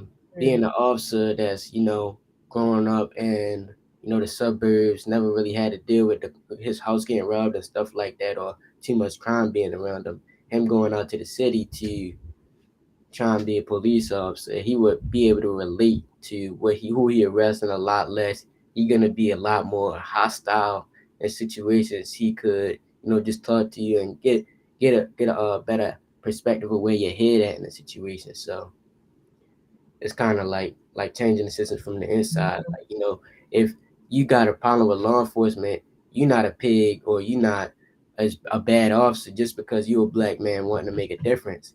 Yeah. And that's not the path everybody want to go down. But if you really want to change something, try and get into it and make a difference the right way instead of doing something wrong. But yeah. Yeah. Yo, we got so many powerful questions, and we literally only got about 3 more minutes. For like the next 2 minutes before I get you to drop your jewel, can I try to ask you some of these questions? Can you give us maybe like 15, 20-second answers? Just because these questions are so great, yo. Like for real. I wish we had more time. Um, Jalen says, do you think the system you enforce is for the better of the community, or you kind of just do your job? Okay. So me, I can only do what I'm allowed to do at the job to keep my job. But I know that once COVID happened, they stopped doing as much rehabilitation in jail. Why? And for instance, like showing them different ways to be productive citizens, just because COVID stopped a lot of the emotion and all that. So right now, I'm just doing my job to whereas once you in jail, all you really doing in jail is watching TV, hanging around a whole bunch of other people that's in jail, or getting on the phone, stuff like that. It is a punishment, but at the same time, they not always teaching you how to not come back. So, Yeah. Melody, oh my God. Melody said, do you have a therapist, or do you just deal with everything by yourself? Because you got a heavy job. man, it's real heavy. And me being 19, like I told you, I'm working 60-hour weeks. So a lot of that is 12-hour days, 16-hour days in the jail. Mm, And I I handle it different ways depending on the situation. Sometimes I talk to my dad. Sometimes getting off of work, I just want to listen to some music to die down from the situation, listen to a podcast. I try to get my mind off of things. And like I say, I try not to be in the jail. I try not to keep my head in the jail and what's going on in the jail too much when I'm not there, because I feel like I'm already there 16 hours a day. I don't want to be in that headspace of watching my back, thinking about what's going on with him, what's going on with her, or even reading about what's going on too much, because I'm in a situation so much. 16 hours a day is a lot of time to be in a jail locked up. So I mm, try and be as like, of course, you think about it. That's only human. You think about what you do so much. And when I start something new, I often like have dreams about what's going on. So if I feel like I can never get away from it because I'm having dreams about my job, I'm having dreams about what's going on in the jail, somebody cussing me out or something like that, or mm. the sounds of the cells opening and closing. Like sometimes I have dreams about that. So when I'm not there, I try and be as far away from it as possible. But I'm not gonna lie, I don't do the best job about talking about it, and uh, the therapeutic side about telling you exactly how I feel all the time. But I do try and find different ways, like listening to music, um, when I'm going to and from work, try and get going to a positive headspace. And like with the fitness thing, working out after work sometimes, if I got the time to, running a mile before work or after work, if I got the time to I get wish out. I had more time, yo. I wish we had more time, yo. This was so great. We need a 2-second jewel, then we gotta let you go, man. But this was powerful. Quick, Jew. Like I said, like I've been saying this whole time, if you can't find a way by, the rioting and stuff like that, if you can't find a way to make a change that way, try and change things from the inside out. Make a Yeah. big difference like that. Do the right thing and keep your head on the right path. Stay with heart smiles, man. Stay with heart smiles. You go get to your success. Thank you, Finn. I'm gonna share your Instagram on our resource doc for anybody who want to connect with you after this. But thank you so much for your time today. All right, we'll see you next time. Thank you for having me. Thank you. Y'all, what I tell y'all? Didn't I tell y'all we was only bringing the heat, y'all? And y'all had some amazing questions. Like, seriously, like, y'all had some amazing questions. We actually have one of our projects is called the Community Policing Projects. And my man Jay, sorry I mispronounced your name. Send me a voice message on how to say it so I can make sure I'm saying your name right. But we got this Community Policing Project, and it is based around this kind of stuff. And the heartbeats who are on that project, they get paid to like figure out this kind of stuff and to work with the University of Maryland's police department. So if anybody is interested in being a part of that, now granted, most projects that we have are paid projects, and this also is a paid project too. So I won't be able to have like a lot of people on this. But if you are passionate about this police community stuff and you want to help that team like do some good work in order to bridge the relationship between police and young people, and you want to get paid to do that, yo, reach out to somebody that's on that team.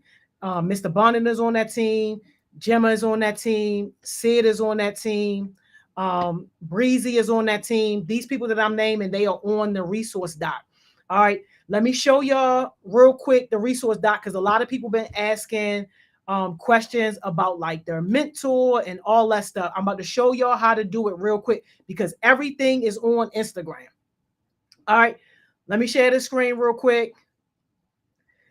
Let me share the screen. Hey, Lil Manny, I'm so glad you love this job, yo. I'm so glad you do. Here's the Instagram page. You gotta make sure you following Heart Smiles MD on Instagram. This is how you are going to get your information. Any announcements I gotta make is going to be on Instagram on the stories. Anytime I gotta tell the youth worker something, it's going to be on Instagram. So this is where you want to go. All right. Now, you can check out the broke bum video. You can check that out if you want to get a laugh, if that's what you want to do. But after you finish laughing, go to the link tree, the link in the bio. This right here, yo, this link right here that say YouthWorks 2022 helpful docs. Let me make that a little bigger. This right here, YouthWorks 2022 helpful docs. Click on that, yo. It's a bunch of stuff in here. It's a few things you need to know, simple rules and stuff like that. We got the Q&A right here. This right here, find your mentor, yo. You click on this and you're going to be able to see your name is first name, last name, and then who your mentor is. And right next to it, here's your mentor, their email address, and their IG is right there. If you look on this sheet and you don't see your name on this sheet, yo, reach out to any mentor on here and tell them that you don't see your name, and they will help you get connected from there. They're going to help you get connected. All right. We also have the sheet right here for if you guys want to connect with our guests. So I'm putting everybody's Instagram if they got one, and their email if they got it, making it super, super simple for you. All right. So anytime you have any questions or you're thinking about something, the first thing you do is go to Instagram first and see if you can find the answer on Instagram in the link tree. And if not, just reach out to any mentor and they got you. But I hope y'all had a great day at work today, yo. I hope that somebody is having fun rocking with us. Kamar, it's in, if you go to Instagram, Heart Smiles MD, yo. Heart Smiles MD. Yep. Heart Smiles MD, yo. That's the app. The app is Instagram. Let me put it up here again, yo. The app is Instagram. Like, yo, it really don't get no easier. It really don't get no easier than this, yo. It's Instagram. If you got Instagram, then you got it. Just go to Heart Smiles MD on Instagram. That's it. Heart Smiles MD on Instagram. Click the link in the bio and you right there. JB, I'm so glad you love this job. Yo, we having too much fun. But all right, y'all already know what it is. Go be productive. Go be productive. You still got about 4 or 5 more hours left in this working day, yo. Your day should not be ending with us. Your day should be starting with us, yo. So you got goals, you got a version of success, you got things that you're trying to do. This is the time where you go and do that. Go be productive. It's going to be so many other things that's going to be trying to pull your attention and all that. No, work on your goals. If you're really trying to be successful, go and work on your goals. Don't worry about what you don't have. Like, yo, start where you are with what you have and work with that. And if y'all rocking with us tonight, we're going to be right here, 6 p.m. for Winning Wednesdays. That's what we do.